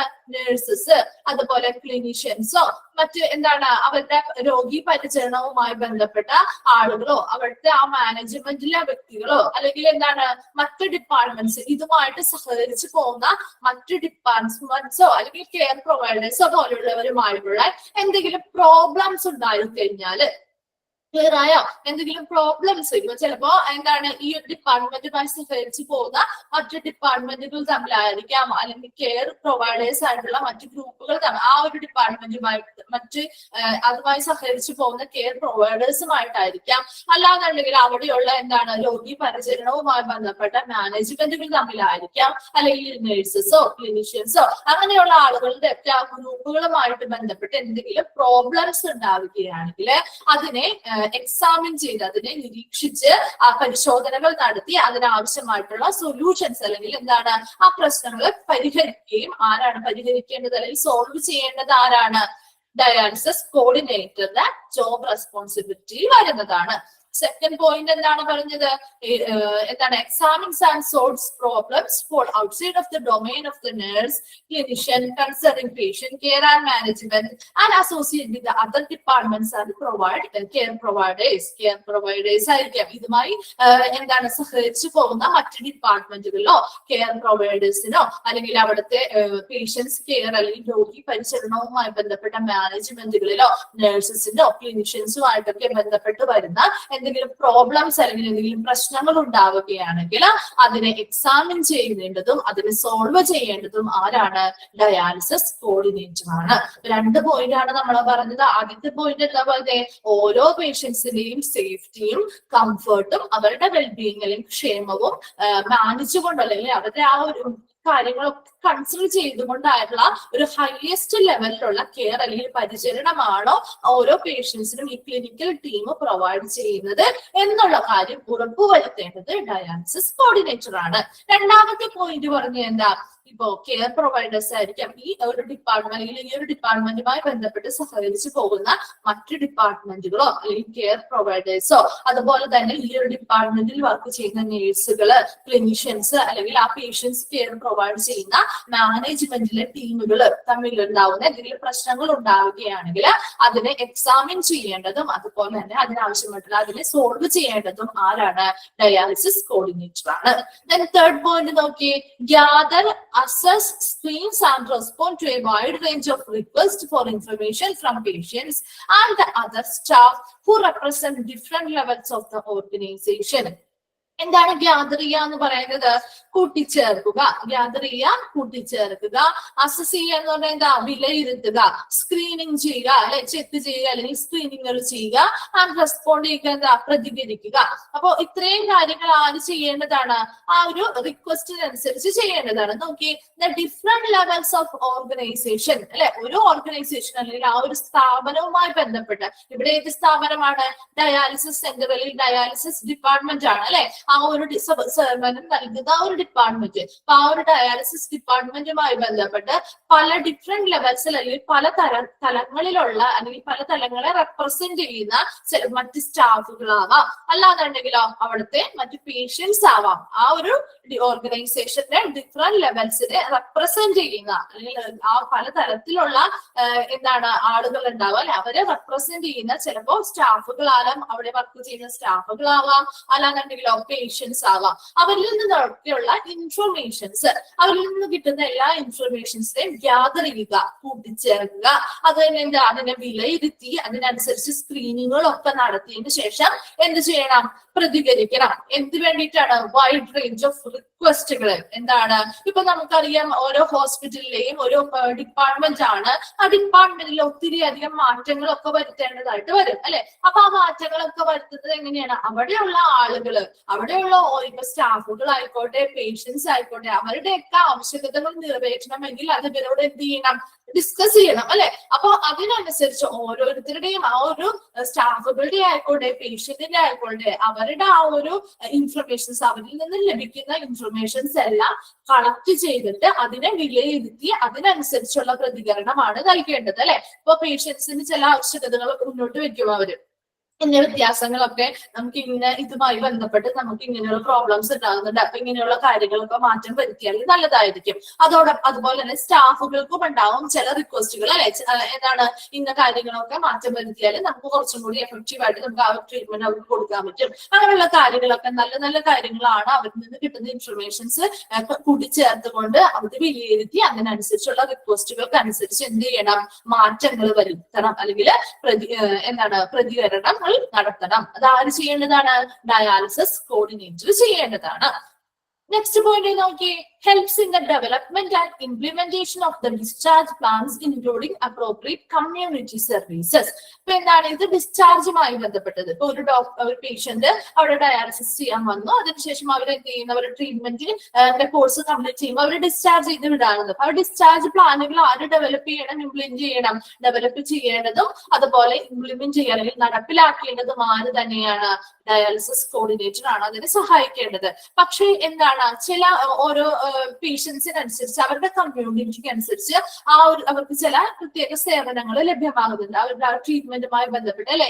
എല്ലാ കമ്മ്യൂണിറ്റീസിനും ഇല്ല, ചില കമ്മ്യൂണിറ്റീസിന് അവരുടെ ആ ഒരു കമ്മ്യൂണിറ്റിക്ക് അനുസരിച്ചുള്ള സേവനങ്ങൾ, പ്രത്യേകമായിട്ടുള്ള ആനുകൂല്യങ്ങളൊക്കെ ലഭിക്കാറുണ്ട്. അപ്പൊ അങ്ങനെയുള്ള കാര്യങ്ങളൊക്കെ ഇൻക്ലൂഡ് ചെയ്തുകൊണ്ടായിരിക്കണം അവിടെ ഒരു ഡിസ്ചാർജ് പ്ലാൻ ഡെവലപ്പ് ചെയ്യേണ്ടതും ഇംപ്ലിമെന്റ് ചെയ്യേണ്ടതും അല്ലെങ്കിൽ നടപ്പിലാക്കേണ്ടതും. അതിന് സഹായിക്കേണ്ടത് ആരാണ്? ഡയാലിസിസ് കോർഡിനേറ്റർ ആണ്. നെക്സ്റ്റ് പോയിന്റ് നോക്കിയേ, assist with insurance issues required to get outpatient dialysis services, communication with the facilities verification process. അവിടെ അസിസ്റ്റ് ചെയ്യുക, അതായത് ഇൻഷുറൻസ് ഇഷ്യൂസ് അല്ലെ. ചിലർക്ക് ഇൻഷുറൻസ് ഉള്ളവരുണ്ടാവില്ലേ, അപ്പൊ അവിടെ അവർക്ക് ഔട്ട്പേഷ്യന്റ് ഡയാലിസിസ് സർവീസുകൾ ലഭ്യമാക്കാനായിട്ട് അവിടുത്തെ ആ ഫെസിലിറ്റീസിന്റെ വെരിഫിക്കേഷൻ നടത്തുന്ന സമയത്ത് എന്തൊക്കെ ഫെസിലിറ്റീസ് ഇങ്ങനെ ഇൻഷുറൻസുമായി ബന്ധപ്പെട്ടുണ്ടാവുന്നവർക്ക് എന്തൊക്കെ ഫെസിലിറ്റീസ് ലഭിക്കണം എന്നുള്ള കാര്യങ്ങളൊക്കെ കൺസിഡർ ചെയ്തുകൊണ്ട് അങ്ങനെ ഇൻഷുറൻസുമായി ബന്ധപ്പെട്ട് എന്തെങ്കിലും ഇഷ്യൂസ് ഒക്കെ ഉണ്ടെങ്കിൽ അതെന്ത് ചെയ്യണം? കമ്മ്യൂണിക്കേഷൻസിലൂടെ അതെന്ത് ചെയ്യണം? അസിസ്റ്റ് ചെയ്ത് അതിനവർക്ക് എന്ത് ചെയ്യണം? പരിഹാരങ്ങൾ ഉണ്ടാക്കി കൊടുക്കണം. അതാരാണ് ചെയ്യേണ്ടത്? ഡയാലിസിസ് കോർഡിനേറ്റർ ആണ് ചെയ്യേണ്ടത്. Be in contact with the multidisciplinary healthcare team in a purposeful, goal-directed fashion. Works eagerly to maximize the effectiveness of resource utilization. Multidisciplinary healthcare team എന്ന് പറഞ്ഞാൽ ആരാണ്? multidisciplinary healthcare team. Multidisciplinary health care team എന്ന് പറയുന്ന ആരായിരിക്കും? Multiple ആയിട്ട് അല്ലെ. ഇപ്പൊ ഒരു ഡിപ്പാർട്ട്മെന്റ് തന്നെയല്ല, ഹോസ്പിറ്റലിലെ പലതരത്തിലുള്ള ഡിപ്പാർട്ട്മെന്റ് ഇല്ലേ, ഒത്തിരി ഡിപ്പാർട്ട്മെന്റ് ഉണ്ട്. അപ്പൊ ഒത്തിരി ഡിപ്പാർട്ട്മെന്റുകളിലുള്ള ഹെൽത്ത് പ്രൊഫഷണൽസ് എന്ത് ചെയ്യുന്നു? ഇപ്പൊ ഒരു പേഷ്യൻസ്, ഇപ്പൊ ഡയാലിസിസ് ടെക്നീഷ്യൻ അല്ലെ ഡയാലിസിസ് ചെയ്യാൻ വേണ്ടിയിട്ട് ഒരു പേഷ്യന്റ് വന്നു. ആ പേഷ്യന്റിന് ഇതുമായി ബന്ധപ്പെട്ട ഒത്തിരി ഡോക്ടേഴ്സ് കൺസൾട്ട് ചെയ്യേണ്ടി വരും, അല്ലെങ്കിൽ ഒത്തിരി ടെക്നീഷ്യൻസ് ആയിക്കോട്ടെ, ഒത്തിരി ആളുകൾ എന്ത് ചെയ്യും? ആ ഒരു പേഷ്യന്റുമായി ബന്ധപ്പെട്ട് അവർക്ക് ട്രീറ്റ്മെന്റുകളുടെ ഭാഗമായിട്ട് അവർ എന്ത് ചെയ്യേണ്ടി വരും, നോക്കേണ്ടതായിട്ട് വരും അല്ലെ. അല്ലാതെ ഒരാൾ മാത്രം അല്ലെങ്കിൽ ഒരു ഡോക്ടർ മാത്രമല്ല അവർ കൺസൾട്ട് ചെയ്യണം. അവരുടെ ആ ഒരു രോഗാവസ്ഥ മാറുന്നതിനനുസരിച്ച് എന്ത് ചെയ്യണം, മൾട്ടിപ്പിൾ ആയിട്ടുള്ള പല ഏരിയയിൽ അല്ലെങ്കിൽ മൾട്ടി ഡിസിപ്ലിനറി മൾട്ടിപ്പിൾ ആയിട്ടുള്ള ഹെൽത്ത് പ്രൊഫഷണൽസ് അവർക്ക് എന്താണ് അവരുടെ ആ ട്രീറ്റ്മെന്റുമായി ബന്ധപ്പെട്ട് ആവശ്യമായിട്ട് വരുന്നുണ്ട്. അപ്പൊ അവരുടെ ഉദ്ദേശ ലക്ഷ്യത്തോടു കൂടി എന്താണ് അവരുടെ ഉദ്ദേശ ലക്ഷ്യം, ആ ഒരു ഡയാലിസിസ് ചെയ്യുക അല്ലെങ്കിൽ ആ ഒരു ട്രീറ്റ്മെന്റ് അവർക്ക് കൊടുക്കുക എന്നുള്ള ഉദ്ദേശ ലക്ഷ്യം മുൻനിർത്തിക്കൊണ്ട് മൾട്ടി ഡിസിപ്ലിനറി അല്ലെങ്കിൽ മൾട്ടിപ്പിൾ ഹെൽത്ത് പ്രൊഫഷണൽസിനെ ഉൾപ്പെടുത്തിക്കൊണ്ടുള്ള എന്ത് ചെയ്യണം ഒരു ട്രീറ്റ്മെന്റ് ആണ് നമുക്ക് പ്രൊവൈഡ് ചെയ്യേണ്ടത്. അതിനനുസരിച്ച് അവരുമായിട്ട് എന്ത് ചെയ്യണം, ഒരു നല്ലൊരു കോണ്ടാക്ട് വെക്കുക എന്നുള്ളത് ആര് ചെയ്യേണ്ടതാണ്, ഡയാലിസിസ് കോർഡിനേറ്റർ ചെയ്യേണ്ടതാണ്. And works eagerly to maximise the effectiveness of resource utilisation. എന്തിനു വേണ്ടിയിട്ടാണ്, അവിടെ അവൈലബിൾ ആയിട്ടുള്ള അല്ലെങ്കിൽ ആ ഒരു ഏരിയയിൽ ലഭ്യമായിട്ടുള്ള റിസോഴ്സുകളെല്ലാം മാക്സിമം യൂട്ടിലൈസ് ചെയ്തുകൊണ്ട് നല്ല മാക്സിമൈസ് ആയിട്ടുള്ള അല്ലെങ്കിൽ വളരെ ഉയർന്ന രീതിയിലുള്ള ഒരു എഫക്റ്റ് അവർക്ക് കൊടുക്കാൻ വേണ്ടിയിട്ട് എന്ത് ചെയ്യണം, വളരെ നല്ല രീതിയിൽ വർക്ക് ചെയ്യുന്നത് വഴി എന്താണ് ആ പേഷ്യൻസിന് ആ ഒരു ട്രീറ്റ്മെന്റ് നല്ല എഫക്റ്റീവ് ആയിട്ട് ലഭിക്കാൻ സാധിക്കും. അതിനു വേണ്ടിയിട്ടാണ് എന്താണ് ഇങ്ങനെയുള്ള മൾട്ടിപ്പിൾ ഹെൽത്ത് പ്രൊഫഷണൽസിനെ ഉൾപ്പെടുത്തിക്കൊണ്ടുള്ള ട്രീറ്റ്മെന്റുകൾ അവർക്ക് പ്രൊവൈഡ് ചെയ്യുന്നത്. അപ്പൊ അതിനാവശ്യമായിട്ട് ഇങ്ങനെയുള്ള ഹെൽത്ത് പ്രൊഫഷണൽസുമായിട്ട് ഒരു കോണ്ടാക്ട് വെക്കേണ്ടത് ആരാണ്, ഡയാലിസിസ് കോർഡിനേറ്റർ ആണ്. നെക്സ്റ്റ് പോയിന്റ് നോക്കിയേ, helping establishing transportation of patient two or from dialysis facility. ആ ഡയാലിസിസ് ഫെസിലിറ്റി നൽകുന്ന ആ ഒരു സെന്ററിലേക്ക് എന്താണ് പേഷ്യൻസിനെ കൊണ്ടുവരാനും അല്ലെങ്കിൽ തിരിച്ചു പോകാനുമുള്ള ട്രാൻസ്പോർട്ടേഷന് സഹായിക്കേണ്ടത് ഡയാലിസിസ് കോർഡിനേറ്റർ ആണ്. Monitors records and updates informations. എന്താണ് അവരുമായി ബന്ധപ്പെട്ട ഇൻഫർമേഷൻസിനെ മോണിറ്റർ ചെയ്യുക. എന്താണ് മോണിറ്റർ ചെയ്യുക എന്ന് പറഞ്ഞാൽ നിരീക്ഷിക്കുക, അതുപോലെ തന്നെ അത് റെക്കോർഡ് ചെയ്യുക ആൻഡ് അപ്ഡേറ്റ് ചെയ്യേണ്ടതും ഡയാലിസിസ് കോർഡിനേറ്റർ ആണ്. Then prepare files, retrieves and keep records and documents from the development departmental file systems. Fill എന്നാണ് കിടക്കുന്നത്, ഇവിടെ ഫയൽ നാക്കുക ഡിപ്പാർട്ട്മെന്റൽ ഫയൽ സിസ്റ്റംസ് ആണ് കേട്ടോ. അപ്പൊ ഡിപ്പാർട്ട്മെന്റിലെ ഫയൽ സിസ്റ്റം പ്രകാരം എന്താണ് ഫയൽസ് പ്രിപ്പയർ, ഈ ഒരു ഡയാലിസിസ് റൂമുമായി ബന്ധപ്പെട്ട് അല്ലെങ്കിൽ അവിടെ വരുന്ന പേഷ്യൻസുമായി ബന്ധപ്പെട്ട ഫയലുകൾ പ്രിപ്പയർ ചെയ്യുക. അതുപോലെ തന്നെ റിട്രീവ് ചെയ്യുക എന്ന് പറഞ്ഞാൽ എന്താണ്, വീണ്ടെടുക്കുക. റിട്രീവ് ചെയ്യുക, വീണ്ടെടുക്കുക. അപ്പൊ ഫയൽസിനെ പ്രിപ്പയർ ചെയ്യുക, പിന്നെ എന്താണ് റിട്രീവ് ചെയ്യുക, വീണ്ടെടുക്കുക. And keeps records. അതുപോലെ തന്നെ ഈ റെക്കോർഡ്സ് എല്ലാം വളരെ നല്ല പ്രോപ്പർ ആയിട്ട് കീപ്പ് ചെയ്യുക. എല്ലാ റെക്കോർഡ്സും ഡോക്യുമെന്റ്സും പ്രോപ്പർ ആയിട്ട് സ്റ്റോർ ചെയ്യുക. ഇതെല്ലാം ചെയ്യേണ്ടത് ആരാണ്, ആ ഡയാലിസിസ് കോർഡിനേറ്റർ ആണ്. Then last point നോക്കിയേ, attends daily rounds. എന്ത് ചെയ്യണം, ആ ഡയാലിസിസ് ചെയ്യുന്ന ആ ഒരു വാർഡുകൾ അല്ലെങ്കിൽ അവിടെ പേഷ്യൻസിനെ കിടന്നിരിക്കുന്ന എല്ലാ ദിവസവും എന്ത് ചെയ്യണം, അവര് ഡെയിലി റൗണ്ട്സ് അറ്റൻഡ് ചെയ്യണം. Or meetings to discuss schedules, അല്ലെങ്കിൽ എന്ത് ചെയ്യണം, ഡെയിലി റൗണ്ട്സ് അറ്റൻഡ് ചെയ്യണം. അതുപോലെ തന്നെ മീറ്റിംഗ്സ് ഒക്കെ ഉണ്ടെങ്കിൽ അതായത് ഓരോ പേഷ്യൻസിന്റെയും ഷെഡ്യൂളുകൾ, ഓരോ പേഷ്യൻസിന്റെയും ട്രീറ്റ്മെന്റ് ഇത്ര നാൾ മുതൽ അല്ലെങ്കിൽ ഇത്ര നാൾ വരെ അല്ലെങ്കിൽ ഇങ്ങനെയാണ് ചെയ്യേണ്ടത് എന്നുള്ള ഷെഡ്യൂളുകളായിട്ട് കൊടുത്തിട്ടുണ്ടാവും ഡോക്ടേഴ്സ്. അതെങ്ങനെയാണെന്നുള്ളത് ഡിസ്കസ് ചെയ്യാൻ വേണ്ടിയിട്ട് മീറ്റിംഗ്സ് അറ്റൻഡ് ചെയ്യണം. അതുപോലെ തന്നെ പേഷ്യൻസിന്റെ റിക്വയർമെന്റ്സ് അല്ലെങ്കിൽ പേഷ്യന്റെ ആവശ്യകതകൾ എന്താണ് എന്നുള്ള കാര്യങ്ങൾ മനസ്സിലാക്കാൻ വേണ്ടിയിട്ട് മീറ്റിംഗുകൾ അറ്റൻഡ് ചെയ്യണം. അതുപോലെ തന്നെ and continue improvement efforts or reminders. എന്താണ്, എന്തെങ്കിലും ഓർമ്മപ്പെടുത്തേണ്ടതായിട്ടുള്ള കാര്യങ്ങൾ ഉണ്ടെങ്കിലോ അല്ലെങ്കിൽ നിലവിലുള്ള എന്താണ് ഫെസിലിറ്റീസിൽ എന്തെങ്കിലും ഇംപ്രൂവ്മെന്റ്സ് അല്ലെങ്കിൽ എന്തെങ്കിലും എന്താണ് മാറ്റങ്ങളൊക്കെ ഉൾപ്പെടുത്തേണ്ടതാണ് അല്ലെങ്കിൽ പുതിയതായിട്ട് എന്തെങ്കിലുമൊക്കെ മെച്ചപ്പെടുത്തേണ്ടതായിട്ടുള്ള കാര്യങ്ങൾ ഉണ്ടെന്നുണ്ടെങ്കിൽ അതിനാവശ്യമായിട്ടുള്ള എഫേർട്സ് ഒക്കെ കൊടുക്കാൻ വേണ്ടിയിട്ട് മീറ്റിങ്ങുകൾ അറ്റൻഡ് ചെയ്യേണ്ടത് ഡയാലിസിസ് കോർഡിനേറ്റർ ആണ്. നോക്കിയേ, ഡയാലിസിസ് കോർഡിനേറ്ററിന്റെ ജോബ് റെസ്പോൺസിബിലിറ്റീസ് ഒന്ന് നോക്കിയേ. ഫസ്റ്റ് വൺ പറഞ്ഞ എന്താ, പേഷ്യൻസിന്റെ അവരുടെ ആ ഒരു ട്രീറ്റ്മെന്റുമായി ബന്ധപ്പെട്ടുള്ള സേഫ്റ്റിയും കംഫർട്ടും വെൽബീയിങ്ങും ഒക്കെ കൺസിഡർ ചെയ്തുകൊണ്ട് ഒരു ഹയസ്റ്റ് ലെവലിലുള്ള കെയർ ആണോ ആ പേഷ്യൻസിന് ക്ലിനിക്കൽ ടീം പ്രൊവൈഡ് ചെയ്യുന്നത് എന്നുള്ളത് ഉറപ്പുവരുത്തേണ്ടത് ഡയാലിസിസ് കോർഡിനേറ്റർ ആണ്. രണ്ടാമത് പറഞ്ഞ എന്താ, ഇപ്പൊ അവിടുത്തെ നേഴ്സസ് തമ്മിലുള്ള നേഴ്സസോ ക്ലിനിഷ്യൻസോ മറ്റ് അവിടുത്തെ പേഷ്യന്റ് കെയർ കൊടുക്കുന്ന മാനേജ്മെന്റോ അല്ലെങ്കിൽ അതുമായി ബന്ധപ്പെട്ട് സഹകരിച്ചു പോകുന്ന മറ്റ് ഡിപ്പാർട്ട്മെന്റുകളോ അല്ലെങ്കിൽ കെയർ പ്രൊവൈഡേഴ്സും ഡയാലിസിസുമായിട്ടൊക്കെ ബന്ധപ്പെട്ട് വരുന്ന പ്രോബ്ലംസ് ഒക്കെ ഉണ്ടെന്നുണ്ടെങ്കിൽ അതിനെ എക്സാമിൻ ചെയ്യേണ്ടതും സോൾവ് ചെയ്യേണ്ടതും ഡയാലിസിസ് കോർഡിനേറ്റർ ആണ്. നെക്സ്റ്റ് പറഞ്ഞ എന്താണ്, ഡിഫറെന്റ് ലെവൽസ് ഒരു ഓർഗനൈസേഷനിൽ അല്ലെങ്കിൽ ഈ ഒരു സ്ഥാപനത്തിൽ വർക്ക് ചെയ്യുന്ന അല്ലെങ്കിൽ ഡിഫറെന്റ് ലെവൽ ആ ഒരു ജോബിനനുസരിച്ച് അവർ ഡിഫറെന്റ് ലെവലിൽ ക്ലാസിഫൈ ചെയ്തിട്ടുണ്ടാവും. അപ്പൊ അവരുടെ ആ ഒരു ഡിഫറെന്റ് ലെവലിനനുസരിച്ച് അതിനെ റെപ്രസെന്റ് ചെയ്യുന്ന രീതിയിലുള്ള സ്റ്റാഫുകളായിക്കോട്ടെ പേഷ്യൻസ് ആയിക്കോട്ടെ അവരിൽ നിന്നുള്ള ഇൻഫർമേഷൻസ് കളക്ട് ചെയ്തതിനു ശേഷം എന്ത് ചെയ്യുന്നു, ആ ഒരു വൈഡ് റേഞ്ച് ഓഫ് റിക്വസ്റ്റിനനുസരിച്ച് ഈ ഇൻഫർമേഷൻസിനെ ഗ്യാദർ ചെയ്യുക, കൂട്ടിച്ചേർത്ത് വിലയിരുത്തി സ്ക്രീനിങ്ങുകളൊക്കെ ചെയ്ത് അതിനനുസരിച്ച് പ്രതികരിക്കുക. അപ്പൊ അവിടെ എന്താണ് ഇവരിൽ നിന്നുള്ള പേഷ്യൻസിൽ നിന്നായിക്കോട്ടെ അല്ലെങ്കിൽ മറ്റു സ്റ്റാഫുകളിൽ നിന്നായിക്കോട്ടെ കിട്ടുന്ന ഇൻഫർമേഷൻസിനെയൊക്കെ എന്താണ് അതിനൊക്കെ വിലയിരുത്തി അതിനനുസരിച്ചുള്ള മാറ്റങ്ങൾ അല്ലെങ്കിൽ റിക്വസ്റ്റുകൾ എന്തൊക്കെയാണ് വന്നിരിക്കുന്നത് അത് ചെയ്യാൻ പറ്റുന്നതാണെങ്കിൽ നല്ല രീതിയിലുള്ള റിക്വസ്റ്റുകൾ ആണെന്നുണ്ടെങ്കിൽ അത് ചെയ്യുക, അല്ലെങ്കിൽ പുതിയതായിട്ടുള്ള മാറ്റങ്ങളൊക്കെ വരുത്തേണ്ടത് ആരാണ്, ഡയാലിസിസ് കോർഡിനേറ്റർ ആണ്. നെക്സ്റ്റ് നോക്കി, helps in the development and implementation of discharge plans. പേഷ്യൻസിന്റെ ഡിസ്ചാർജുമായി ബന്ധപ്പെട്ട പ്ലാനുകൾ തയ്യാറാക്കേണ്ടത് ഡയാലിസിസ് കോർഡിനേറ്റർ ആണ്. അതിന് സഹായിക്കേണ്ടത് അതെങ്ങനെയാണ്, അപ്രോപ്രിയേറ്റ് ആയിട്ടുള്ള കമ്മ്യൂണിറ്റി സർവീസ് അല്ലെങ്കിൽ ഏതിപ്പോ കമ്മ്യൂണിറ്റിയിലാണ് അവർ ഉൾപ്പെടുന്നത്, അവർക്ക് എന്തെങ്കിലും ബെനിഫിറ്റ്സ് അതുമായി ബന്ധപ്പെട്ട് കിട്ടുന്നുണ്ടോ എന്നുള്ള കാര്യങ്ങൾ കൺസിഡർ ചെയ്തുകൊണ്ട് അതിനനുസരിച്ചുള്ള ഒരു ഡിസ്ചാർജ് പ്ലാനുകൾ ഡെവലപ്പ് ചെയ്യുകയും ഇംപ്ലിമെന്റ് ചെയ്യുകയും അല്ലെങ്കിൽ നടപ്പിലാക്കുകയും ചെയ്യാനായിട്ട് സഹായിക്കേണ്ടത് ഡയാലിസിസ് കോർഡിനേറ്റർ ആണ്. നെക്സ്റ്റ് നോക്കി, ഇൻഷുറൻസ് ഇഷ്യൂസ്. പേഷ്യൻസുമായി ബന്ധപ്പെട്ട് അവർക്ക് ഒരു ഔട്ട് പേഷ്യന്റ് ഡയാലിസിസ് സർവീസുകൾ ലഭ്യമാകുന്നതുമായി ബന്ധപ്പെട്ട് ഫെസിലിറ്റി വെരിഫിക്കേഷൻ പ്രോസസ്സ് നടക്കുമ്പോൾ എന്താണ് അവർക്ക് ഇൻഷുറൻസുമായി ബന്ധപ്പെട്ട് എന്തെങ്കിലും ഇഷ്യൂസ് ഒക്കെ വരികയാണെന്നുണ്ടെങ്കിൽ അത് കമ്മ്യൂണിക്കേഷനിലൂടെ എന്ത് ചെയ്യുക, അവരെ അതിനു വേണ്ടിയിട്ട് സഹായിക്കേണ്ടതും ആരാണ്, ഡയാലിസിസ് കോർഡിനേറ്റർ ആണ്. അതുപോലെ തന്നെ multi disciplinary health care team, അതായത് അവിടെ ഒരു പ്രത്യേക ഉദ്ദേശ ലക്ഷ്യത്തോടെ ആയിരിക്കും നമ്മൾ എന്ത് ചെയ്യുന്നത്, അവിടെ ഒരു ട്രീറ്റ്മെന്റ് കൊടുക്കുന്നത് അവർക്ക് അല്ലെ. അപ്പൊ അതിനാവശ്യമായിട്ടുള്ള മൾട്ടിപ്പിൾ ഏരിയയിൽ നിന്നുള്ള ഹെൽത്ത് പ്രൊഫഷണൽസിനെ ഇൻക്ലൂഡ് ചെയ്തുകൊണ്ടായിരിക്കണം അവർക്കൊരു ട്രീറ്റ്മെന്റ് കൊടുക്കേണ്ടത്.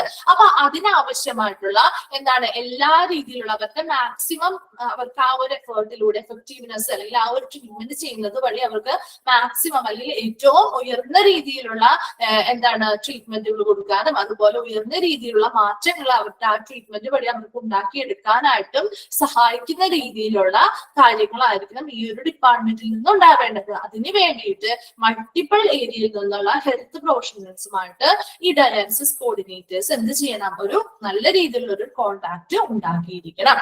നെക്സ്റ്റ് പറഞ്ഞ എന്താ, helps in establishing transportation of പേഷ്യൻസിന്റെ ഈ ഡയാലിസിസ് ഫെസിലിറ്റി കൊടുക്കുന്ന ആ ഒരു രീതിയിലോട്ടുള്ളതും അതുപോലെ തന്നെ തിരിച്ചു പോകാനായിട്ടുള്ളതുമായിട്ടുള്ള ഒരു ട്രാൻസ്പോർട്ടേഷന് സഹായിക്കേണ്ടത് ഈ ഡയാലിസിസ് കോർഡിനേറ്റർ ആണ്.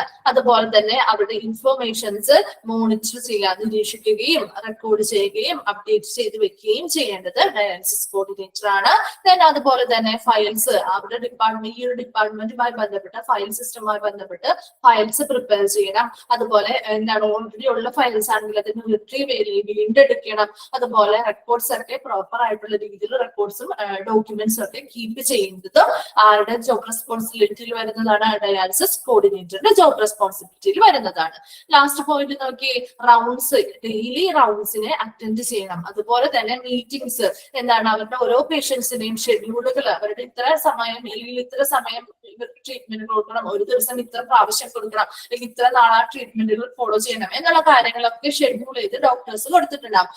അതിനെ പറ്റിയുള്ള അല്ലെങ്കിൽ അങ്ങനെയുള്ള കാര്യങ്ങളുമായി ബന്ധപ്പെട്ട് എന്തെങ്കിലും ഡിസ്കസ് ചെയ്യേണ്ടതാണെങ്കിൽ അതിന് മീറ്റിംഗ്സ് അറേഞ്ച് ചെയ്യണം അല്ലെങ്കിൽ മീറ്റിംഗ്സിൽ അറ്റൻഡ് ചെയ്യണം. അതുപോലെ തന്നെ പേഷ്യൻസിന്റെ റിക്വയർമെന്റ്സ്, പേഷ്യൻസ് എന്തെങ്കിലും ആവശ്യകതകൾ വരികയാണെങ്കിൽ അതുമായി ബന്ധപ്പെട്ട് അതിനെയൊക്കെ ഡിസ്കസ് ചെയ്യാനായിട്ടുള്ള മീറ്റിംഗ്സ് അറ്റൻഡ് ചെയ്യുക.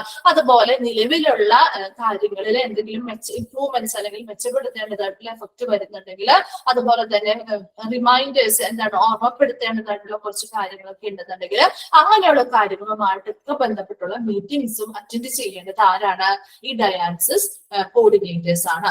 ഇത്രയുമാണ് job responsibilities of a dialysis കോർഡിനേറ്ററിൽ വരുന്നത്. ഇത്രയും കൂടി നമ്മുടെ ഈ ഒരു ചാപ്റ്റർ കംപ്ലീറ്റ് ആയല്ലോ കേട്ടോ.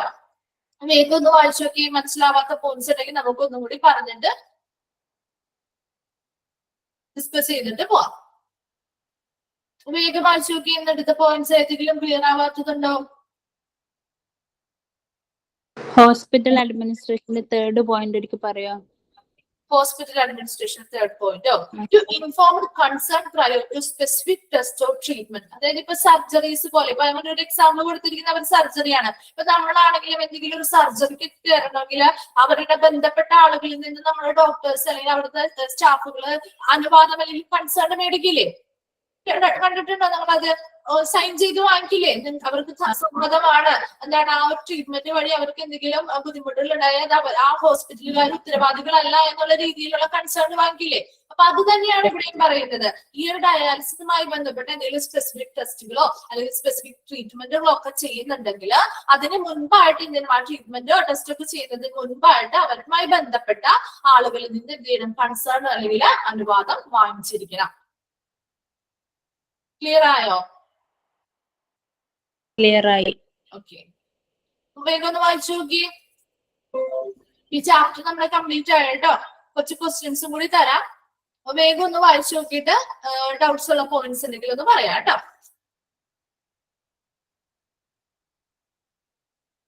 മിസ്, ഡയാലിസിസ് കോർഡിനേറ്ററിന്റെ 7th പോയിന്റ് അവരെ പേഷ്യന്റിന്റെ യാത്രനെ പറ്റി അങ്ങോട്ടും ഇങ്ങോട്ടുള്ള അത് പറയുന്നേ. 7th പോയിന്റ് എന്ന് പറയുന്നത് പേഷ്യൻസ് ഇപ്പൊ ആ ഡയാലിസിസ് ഫെസിലിറ്റി നൽകുന്ന ആ ഒരു ഡയാലിസിസ് സെന്ററിലാവാം, എവിടെയാണോ ആ ഡയാലിസിസ് ഫെസിലിറ്റി നമ്മൾ കൊടുക്കുന്നത് അവിടേക്കുള്ള പേഷ്യൻസിന്റെ അവിടേക്ക് പേഷ്യൻസിനെ കൊണ്ടുവരുന്നതും അതുപോലെ തന്നെ പേഷ്യൻസിന് തിരിച്ചു പോകണം അവിടുന്ന് അല്ലെ. അപ്പൊ അതിനുള്ള ട്രാൻസ്പോർട്ടേഷനെ സഹായിക്കുന്നത് ഡയാലിസിസ് കോർഡിനേറ്റേഴ്സ് അതിനുള്ള ട്രാൻസ്പോർട്ടേഷന് വേണ്ടിയിട്ട് സഹായിക്കണം ആ പേഷ്യൻസിനെ ആ ഒരു ഡയാലിസിസ് ഫെസിലിറ്റിയിലേക്ക് എത്താനും അതുപോലെ തന്നെ തിരിച്ച് അവർക്ക് അവിടെ നിന്ന് പോവാനും വേണ്ടിയിട്ട്. ക്ലിയർ ആയോ? ക്ലിയർ ആയി. ഓക്കെ, ലാസ്റ്റിലത്തെ 2 പോയിന്റ് ഒന്ന് പറയാമോ? ഏതിന്റെയാണ് ഹരിത? ഡയാലിസിസ് കോർഡിനേറ്ററിന്റെ. ഡയാലിസിസ് കോർഡിനേറ്ററിന്റെ ആണോ? ലാസ്റ്റ് പോയിന്റ് നോക്കിയേ. ഫയൽസ്, അതായത് ഒരു ഡിപ്പാർട്ട്മെന്റുമായി ബന്ധപ്പെട്ട് നമ്മുടെ ഫയൽസ് ഉണ്ടല്ലോ. അപ്പൊ അത് ആ ഒരു ഡിപ്പാർട്ട്മെന്റിൽ ഫയൽ സൂക്ഷിച്ചിരിക്കുന്ന ആ ഒരു സിസ്റ്റം, ഡിപ്പാർട്ട്മെന്റ് ഫയൽ സിസ്റ്റത്തിൽ അവിടെ ഫയൽസ് പ്രിപ്പയർ ചെയ്യണം. പുതിയതായിട്ട് വരുന്ന പേഷ്യൻസ് ഒക്കെ ഉണ്ടെങ്കിൽ അവരുമായി ബന്ധപ്പെട്ട ഫയൽസ് പ്രിപ്പയർ ചെയ്യണം. അവരുടെ ട്രീറ്റ്മെന്റ് എങ്ങനെയാണ്, അവരുടെ ആ ഒരു ഇൻഫർമേഷൻസ്, പേഴ്സണൽ ഇൻഫർമേഷൻ എന്താണ്, എന്തൊക്കെ ട്രീറ്റ്മെന്റുകളാണ് അവർക്ക് കൊടുക്കുന്നത് എന്നുള്ള കാര്യങ്ങളെ പറ്റിയുള്ള ഫയൽസ് പ്രിപ്പയർ ചെയ്യണം. അതുപോലെ തന്നെ നിലവിൽ അവിടെ പേഷ്യൻസ് ആയിട്ട് അല്ലെങ്കിൽ നിലവിൽ അവരുടെ ട്രീറ്റ്മെന്റുകൾ നടക്കുന്നവരാണെങ്കിൽ അവരുടെ ഫയൽസ് എന്ത് ചെയ്യണം? റിട്രീവ് ചെയ്യണം, വീണ്ടെടുക്കണം. അതുപോലെ തന്നെ എന്താ മറ്റ് റെക്കോർഡ്സും ഡോക്യുമെന്റ്സും ഒക്കെ എന്ത് ചെയ്യണം? പ്രോപ്പർ ആയിട്ട് കീപ്പ് ചെയ്യുന്നുണ്ടോ എന്നുള്ള കാര്യങ്ങളൊക്കെ ആരാണ് ഉറപ്പുവരുത്തേണ്ടത്? ഇവിടുത്തെ ഡയാലിസിസ് കോർഡിനേറ്റർ ആണ് ഉറപ്പുവരുത്തേണ്ടത്. അപ്പൊ ഡയാലിസിസ് കോർഡിനേറ്ററുടെ ജോബിൽ വരുന്ന ഒരു കാര്യം കൂടിയാണ് എന്താണ്? ഫയൽസ് പ്രിപ്പയർ ചെയ്യേണ്ടതും റിട്രീവ് ചെയ്യുന്നതും അതുപോലെ പ്രോപ്പർ ആയിട്ടുള്ള റെക്കോർഡ്സും ഡോക്യുമെന്റ്സും ഒക്കെ അവിടെ കീപ്പ് ചെയ്യുന്നുണ്ടോ എന്നുള്ള കാര്യങ്ങളൊക്കെ ഡയാലിസിസ് കോർഡിനേറ്ററുടെ നേതൃത്വത്തിൽ നൽകേണ്ട കാര്യങ്ങളാണ്, ചെയ്യേണ്ടതായിട്ടുള്ള കാര്യങ്ങളാണ്. ലാസ്റ്റ് പോയിന്റ് എന്താണ്? ഡെയിലി റൗണ്ട്സുകൾ. നമ്മൾ ഹോസ്പിറ്റലിൽ അഡ്മിറ്റ് ആയി കഴിഞ്ഞാൽ എന്താണ്? ഡോക്ടേഴ്സ് ഡെയിലി നമ്മുടെ റൗണ്ട്സിന് വരൂലേ അഡ്മിറ്റ് ആയ പേഷ്യൻസിനെ കാണാനായിട്ട്. അപ്പൊ അതുപോലെ തന്നെ ഈ ഡയാലിസിസ് കോർഡിനേറ്റർ എന്ത് ചെയ്യണം? ഡെയിലി റൗണ്ട്സിന് അറ്റൻഡ് ചെയ്തിട്ടുണ്ട്. ഡെയിലി റൗണ്ട്സ് പോകണം, അറ്റൻഡ് ചെയ്യണം. അതോടൊപ്പം തന്നെ എന്താ എന്തെങ്കിലും അവരുടെ ആ പേഷ്യൻസിന്റെ ഷെഡ്യൂളുകൾ അല്ലെങ്കിൽ അവരുടെ ആ ഒരു ട്രീറ്റ്മെന്റുകളുമായി ബന്ധപ്പെട്ട് എന്തെങ്കിലും ഡിസ്കഷൻസ് ആവശ്യമായിട്ടുണ്ടെങ്കിൽ അതിനുള്ള മീറ്റിംഗുകൾ അറ്റൻഡ് ചെയ്യണം. അതുപോലെ തന്നെ പേഷ്യൻസിന് എന്തെങ്കിലും ആവശ്യകതകൾ ഉണ്ടെന്നുണ്ടെങ്കിൽ അതുമായി ബന്ധപ്പെട്ട് അത് ഡിസ്കസ് ചെയ്യുന്ന രീതിയിൽ അതിന് ഡിസ്കസ് ചെയ്യാൻ വേണ്ടിയിട്ടുള്ള മീറ്റിംഗുകൾ അറ്റൻഡ് ചെയ്തിരിക്കണം. ആര് അറ്റൻഡ് ചെയ്യണം? ഈ ഡയാലിസിസ് കോർഡിനേറ്റർ അറ്റൻഡ് ചെയ്യണം. അതുപോലെ തന്നെ നിലവിലുള്ള എന്തെങ്കിലും ഫെസിലിറ്റീസിൽ അതൊക്കെ മെച്ചപ്പെടുത്തേണ്ടതായിട്ടുണ്ടെങ്കിൽ അല്ലെങ്കിൽ ഇംപ്രൂവ്മെന്റ് വേണ്ടതായിട്ടുണ്ടെന്നുണ്ടെങ്കിൽ അല്ലെങ്കിൽ എന്തെങ്കിലും റിമൈൻഡേഴ്സ് അല്ലെങ്കിൽ എന്തെങ്കിലും പുതിയതായിട്ടുള്ള കാര്യങ്ങൾ അല്ലെങ്കിൽ പഴയ കാര്യങ്ങൾ എന്തെങ്കിലും ഓർമ്മപ്പെടുത്തേണ്ടതായിട്ടുണ്ടെന്നുണ്ടെങ്കിൽ അതിനെല്ലാം അതൊക്കെ കണ്ടിന്യൂ ചെയ്യാൻ ആവശ്യമായിട്ടുള്ള മീറ്റിങ്ങുകളും ആര് അറ്റൻഡ് ചെയ്യണം? ഡയാലിസിസ് കോർഡിനേറ്റേഴ്സ് അറ്റൻഡ് ചെയ്തിരിക്കണം. അപ്പൊ ഇതിൽ നിന്ന് പ്രധാനമായിട്ടും നിങ്ങൾക്ക് ചോദിക്കാവുന്ന 2 ക്വസ്റ്റ്യൻസ് എന്ന് പറയുന്നത് ജോബ് റെസ്പോൺസിബിലിറ്റി, ഡയാലിസിസ് കോർഡിനേറ്ററിന്റെ ജോബ് റെസ്പോൺസിബിലിറ്റി ഇൻക്ലൂഡഡ് ആയിട്ടുള്ള പോയിന്റ്സ് ഏതൊക്കെയാണ്, അല്ലെങ്കിൽ എന്താണ് മറ്റൊരു ഓപ്ഷൻ എന്താണ് നോട്ട് ഇൻക്ലൂഡഡ് ആയിട്ടുള്ള ഏതാണ് എന്നുള്ള 2 രീതിയിലുള്ള ക്വസ്റ്റ്യൻസ് മാത്രമേ ഇതിൽ ചോദിക്കുള്ളൂ കേട്ടോ. ഏതാണ് ചോദിച്ചത്? ഹോസ്പിറ്റൽ അഡ്മിനിസ്ട്രേഷന്റെ ഫസ്റ്റ് പോയിന്റ് ആണോ? ഡയാലിസിസ് കോർഡിനേറ്ററുടെ 3rd പോയിന്റോ? gather, assess, screens and respond to a wide range of requests. അതായത് ഇപ്പൊ നമ്മുടെ ആ ഒരു ഓർഗനൈസേഷൻ അല്ലെങ്കിൽ ആ ഒരു ഡയാലിസിസ് എന്ന് പറയുന്ന ആ ഒരു സെന്ററിന്റെ മായി ബന്ധപ്പെട്ട് എന്താ ഡിഫറെന്റ് ലെവൽസ് അവരുടെ ജോബിനനുസരിച്ച് അവർ ഓരോരുത്തരുടെയും നമ്മൾ ഡിഫറെന്റ് ലെവലിലായിട്ട് തിരിച്ചിട്ടില്ലേ. അപ്പൊ അങ്ങനെയുള്ള രീതിയിൽ അവർ അതിന്റെ റെപ്രസെന്റേറ്റീവ് എന്നുള്ള രീതിയിലുള്ള ഓരോ ലെവലിന്റെയും റെപ്രസെന്റേറ്റീവ്സ് അവരുടെ സ്റ്റാഫുകളാവാം, അല്ലാന്നുണ്ടെങ്കിലോ മറ്റ് പേഷ്യൻസ് ആവാം. അപ്പൊ അവരിൽ നിന്നൊക്കെ ലഭിക്കുന്ന ഇൻഫർമേഷൻസ് എന്ത് ചെയ്യണം, കളക്ട് ചെയ്യണം. അതാണ് ഗ്യാദർ ചെയ്യുക, അല്ലെങ്കിൽ കളക്ട് ചെയ്ത് കൂട്ടിച്ചേർത്തുകൊണ്ട് അല്ലെങ്കിൽ കളക്ട് ചെയ്ത് ഗ്യാദർ ചെയ്തതിനു ശേഷം അതിനെ വിലയിരുത്തി അതിനനുസരിച്ചുള്ള റെസ്പോണ്ടുകൾ അല്ലെങ്കിൽ പ്രതികരണം നടക്കണം. എന്തിനു വേണ്ടിയിട്ടാണ്? To a wide range of റിക്വസ്റ്റുകൾ എന്ന് പറഞ്ഞാൽ എന്താണ്? എന്തെങ്കിലും ആവശ്യകതകൾ ഇപ്പൊ നമുക്കറിയാം ഓരോ ഡിപ്പാർട്ട്മെന്റിലും ചില കാര്യങ്ങൾ മാറ്റങ്ങൾ വരുത്തേണ്ടതായിട്ട് വരും അല്ലെ. അപ്പൊ അത് ചിലപ്പോൾ ആ പേഷ്യന്റിൽ നിന്ന് എടുക്കുന്ന ഇൻഫർമേഷൻസ് കളക്ട് ചെയ്തിട്ട് അത് വിലയിരുത്തിയിട്ടാവാം ആ ചിലപ്പോ മാറ്റം വരുത്തേണ്ടതായിട്ടുള്ള കാര്യങ്ങൾ നല്ല കാര്യങ്ങളാണ് മാറ്റം വരുത്തേണ്ടതായിട്ട് അവർ പറയുന്നതെങ്കിൽ ആവശ്യമായിട്ടുള്ള മാറ്റങ്ങൾ വരുത്തണം. അതുപോലെ തന്നെ സ്റ്റാഫുകളിൽ നിന്ന് ഇങ്ങനെ ലഭിക്കുന്ന ഇൻഫർമേഷൻസ് ആണെങ്കിൽ അവർക്ക് അതിനനുസരിച്ച് മാറ്റങ്ങൾ വരുത്തേണ്ടതായിട്ടുണ്ടെന്നുണ്ടെങ്കിൽ ഈ ഡയാലിസിസ് കോർഡിനേറ്റർ എന്ത് ചെയ്യണം, അവരിൽ നിന്ന് ലഭിക്കുന്ന ആ ഇൻഫർമേഷൻസ് ഒക്കെ വിലയിരുത്തി നല്ല മാറ്റങ്ങളാണ് വരുത്തേണ്ടത് എന്നുണ്ടെങ്കിൽ അതിനുള്ള മാറ്റങ്ങളും വരുത്തണം. അതാണ് ആ പോയിന്റിൽ ക്ലിയർ ആയിട്ട് പറയുന്നത് കേട്ടോ. പിന്നെ ഹോസ്പിറ്റൽ അഡ്മിനിസ്ട്രേഷന്റെ ഫസ്റ്റ് പോയിന്റ് ആണോ ചോദിക്കുന്നത്? ഫസ്റ്റ് പോയിന്റ് എന്താ? ആ ഒരു പേഷ്യന്റ് ഇപ്പൊ ഒരു പേഷ്യന്റ് ഹോസ്പിറ്റലിൽ എത്തിക്കഴിഞ്ഞാൽ ഇപ്പൊ നമ്മൾ മുമ്പാണെങ്കിൽ എങ്ങനെയാണെങ്കിൽ ആ ഒരു പേഷ്യന്റിനോട് ചിലപ്പോ പേഷ്യന്റ് ആരോട് നേരിട്ട് പറയാം, അല്ലാന്നുണ്ടെങ്കിൽ ആ പേഷ്യൻസിന് തീരെ സിവിയർ ആയിട്ട് കിടക്കുന്ന പേഷ്യൻസ് ആണെങ്കിൽ അവരുടെ കൂടെ വന്നിരിക്കുന്ന റെപ്രസെന്റേറ്റീവ് ആരാണ്, അല്ലെങ്കിൽ ചിലപ്പോൾ റിലേറ്റീവ് ആവാൻ കൂടെ വന്നിരിക്കുന്നത്. അപ്പൊ അങ്ങനെയുള്ള ആരുമായിക്കൊണ്ട് അവരുടെ ആ പേഷ്യന്റിന്റെ രോഗാവസ്ഥ എന്താണ്, അവരുടെ ആ രോഗത്തിന്റെ കാരണം എന്താണ്, അങ്ങനെ രോഗം ഉണ്ടാകാനുള്ള കാരണങ്ങൾ എന്തൊക്കെയാണ്, അതുപോലെ എന്തൊക്കെയാണ് അവർക്ക് നിലവിൽ ഇപ്പൊ എന്തൊക്കെ പരിശോധനകൾ നടത്തി, എന്തൊക്കെ പരിചരണങ്ങൾ കൊടുത്തു, അതുപോലെ ആ ഒരു ഇപ്പൊ ഒരു ഡയാലിസിസ് എന്ന് പറയുന്ന ട്രീറ്റ്മെന്റ് ആണല്ലോ നമ്മൾ ഇവിടെ പഠിക്കുന്നത്. ആ ഒരു ഡയാലിസിസ് ട്രീറ്റ്മെന്റ് ചെയ്യുമ്പോൾ അവർക്ക് എന്തൊക്കെ റിസൾട്ടുകൾ എക്സ്പെക്ട് ചെയ്യാം, എന്തൊക്കെ റിസൾട്ടുകൾ ആ ഒരു ട്രീറ്റ്മെന്റിന് ശേഷം അവർക്ക് ലഭിക്കുന്നുണ്ട്, അതുപോലെ തന്നെ എന്തൊക്കെ കോംപ്ലിക്കേഷൻസ് ഈ ഒരു പ്രൊസീജിയർ ചെയ്യുന്നത് വഴി അവർക്ക് ഉണ്ടാവുന്നുണ്ട് എന്നുള്ള കാര്യങ്ങളൊക്കെ അവർക്ക് ഓൾറെഡി പറഞ്ഞു കൊടുത്തിരിക്കണം. ആ പേഷ്യൻസ് അത് അവരുടെ റൈറ്റ് ആണ്, അവർക്ക് അവകാശപ്പെട്ട കാര്യമാണ്. ഇങ്ങനെയുള്ള കാര്യങ്ങളൊക്കെ അവർക്ക് അറിയാനായിട്ട് അവർക്ക് അവകാശമുണ്ട്. അപ്പൊ അതുകൊണ്ട് തന്നെ ഇങ്ങനെ മുമ്പ് തന്നെ ആ ട്രീറ്റ്മെന്റ് തുടങ്ങുന്നതിന് മുൻപ് തന്നെ എന്ത് ചെയ്യണം, ഇതൊക്കെ അവരുമായി ബന്ധപ്പെട്ട ആളുകൾക്ക് പറഞ്ഞു കൊടുത്തിരിക്കണം. ഫോർത്ത് പോയിന്റ് എന്താണ്? To seek second opinion. അതായത് ഇപ്പൊ നമുക്കിപ്പോ ഇവിടുത്തെ ഒരു ഹോസ്പിറ്റലിൽ ഒരു ഡോക്ടറെ കൺസൾട്ട് ചെയ്തു, അവരുടെ രീതിയിൽ നമുക്ക് അവിടുത്തെ ആ ഒപ്പീനിയൻ നമുക്ക് കുറച്ചും കൂടി വിശ്വാസത വരുത്തണമെങ്കിൽ നമുക്ക് മറ്റൊരാളുടെ ഒപ്പീനിയൻ എടുക്കേണ്ടത്, മറ്റൊരു ഡോക്ടറെ കണ്ട് അവരുടെ ഒരു അവരും കൂടി സ്ഥിരമാക്കി ഇത് തന്നെയാണ് ചെയ്യേണ്ടത് എന്നുള്ളത് ഉറപ്പാക്കിയാൽ ചിലർക്ക് ഒന്ന് ഉറപ്പ് വരുള്ളൂ ഇത് തന്നെ ചെയ്യണം എന്നുള്ളത്. അപ്പൊ അതിനനുസരിച്ച് സെക്കൻഡ് ഒപ്പീനിയൻ വേണമെന്നുണ്ടെങ്കിൽ അതിനനുസരിച്ച് ഇവരെന്ത് ചെയ്യണം, മറ്റേ അവരുടെ ആ പേഷ്യന്റിന്റെ താല്പര്യം അനുസരിച്ച് ഏത് ഡോക്ടറെ വേണമെങ്കിലും കണ്ട് അവർക്ക് ആ സെക്കൻഡ് ഒപ്പീനിയൻ ചോദിക്കാം. എന്നാൽ അതിനാവശ്യമായിട്ടുള്ള ഇപ്പൊ ഈ ഒരു ഹോസ്പിറ്റലിൽ അവര് നിലവിലെ എല്ലാ പരിശോധനകളും ട്രീറ്റ്മെന്റുകളും ഒക്കെ ചെയ്തിരിക്കുന്നത്. അപ്പൊ അതിന്റെയൊക്കെ ഇൻഫർമേഷൻസും റെക്കോർഡും ഈ ഹോസ്പിറ്റലുകാര് സെക്കൻഡ് ഒപ്പീനിയൻ ചോദിക്കാനായിട്ട് അവർ പോകുമ്പോൾ ആ പേഷ്യന്റിന് ഇവിടെ നിന്നുള്ള ആ റെക്കോർഡ്സും കാര്യങ്ങളും അവർ നൽകിയിരിക്കണം എന്നാണ് പറയുന്നത്. ക്ലിയർ ആയോ? ക്ലിയർ ആയോ? ഓക്കെ. അപ്പൊ നമ്മുടെ ഇന്നത്തെ ക്ലാസ് കഴിഞ്ഞു, ഈ ഒരു ചാപ്റ്റർ കഴിഞ്ഞു കേട്ടോ. നമുക്ക് ആ നെക്സ്റ്റ് ക്ലാസ്സിൽ കുറച്ച് ക്വസ്റ്റ്യൻസ് കൂടി ഈ ഒരു ചാപ്റ്ററുമായി ബന്ധപ്പെട്ട് എടുത്തിട്ട് നെക്സ്റ്റ് ചാപ്റ്റർ തുടങ്ങാം കേട്ടോ. അപ്പൊ നെക്സ്റ്റ് ചാപ്റ്ററിൽ ഞാൻ എടുക്കാൻ പോകുന്നത് ലിനൻ ആൻഡ് ലോണ്ടറി സർവീസ് ആണ് കേട്ടോ. Okay, linen and laundry service ആണ്. അപ്പൊ നോട്ട്സ് ഇല്ലാത്തവരാണെങ്കിൽ ഒന്ന് എടുത്തു വെച്ചേക്കാം. ഡയാലിസിസ് എന്ന് പറയുന്ന ചാപ്റ്റർ കഴിഞ്ഞു, നമ്മൾ കംപ്ലീറ്റ് ആയി. നെക്സ്റ്റ് ക്ലാസ്സിൽ കുറച്ച് ക്വസ്റ്റ്യൻസ് കൂടി ഇതിന്റെ ഡിസ്കസ് ചെയ്താലേ നമ്മുടെ ഈ ഒരു ചാപ്റ്റർ പൂർണ്ണമായിട്ടും കംപ്ലീറ്റ് ആവുള്ളൂ. അപ്പൊ ആ ക്വസ്റ്റ്യൻസ് കൂടി ഡിസ്കസ് ചെയ്ത് കഴിഞ്ഞതിന് ശേഷം നമുക്ക് പുതിയൊരു ചാപ്റ്റർ തുടങ്ങാം, ലിനൻ ആൻഡ് ലോണ്ടറി സർവീസ് കേട്ടോ. അപ്പൊ അതിന്റെ ചെയ്തോട്ടെ. Okay, thank you ma'am. Okay ma'am, thank you. Thank you. Thank you, ma'am.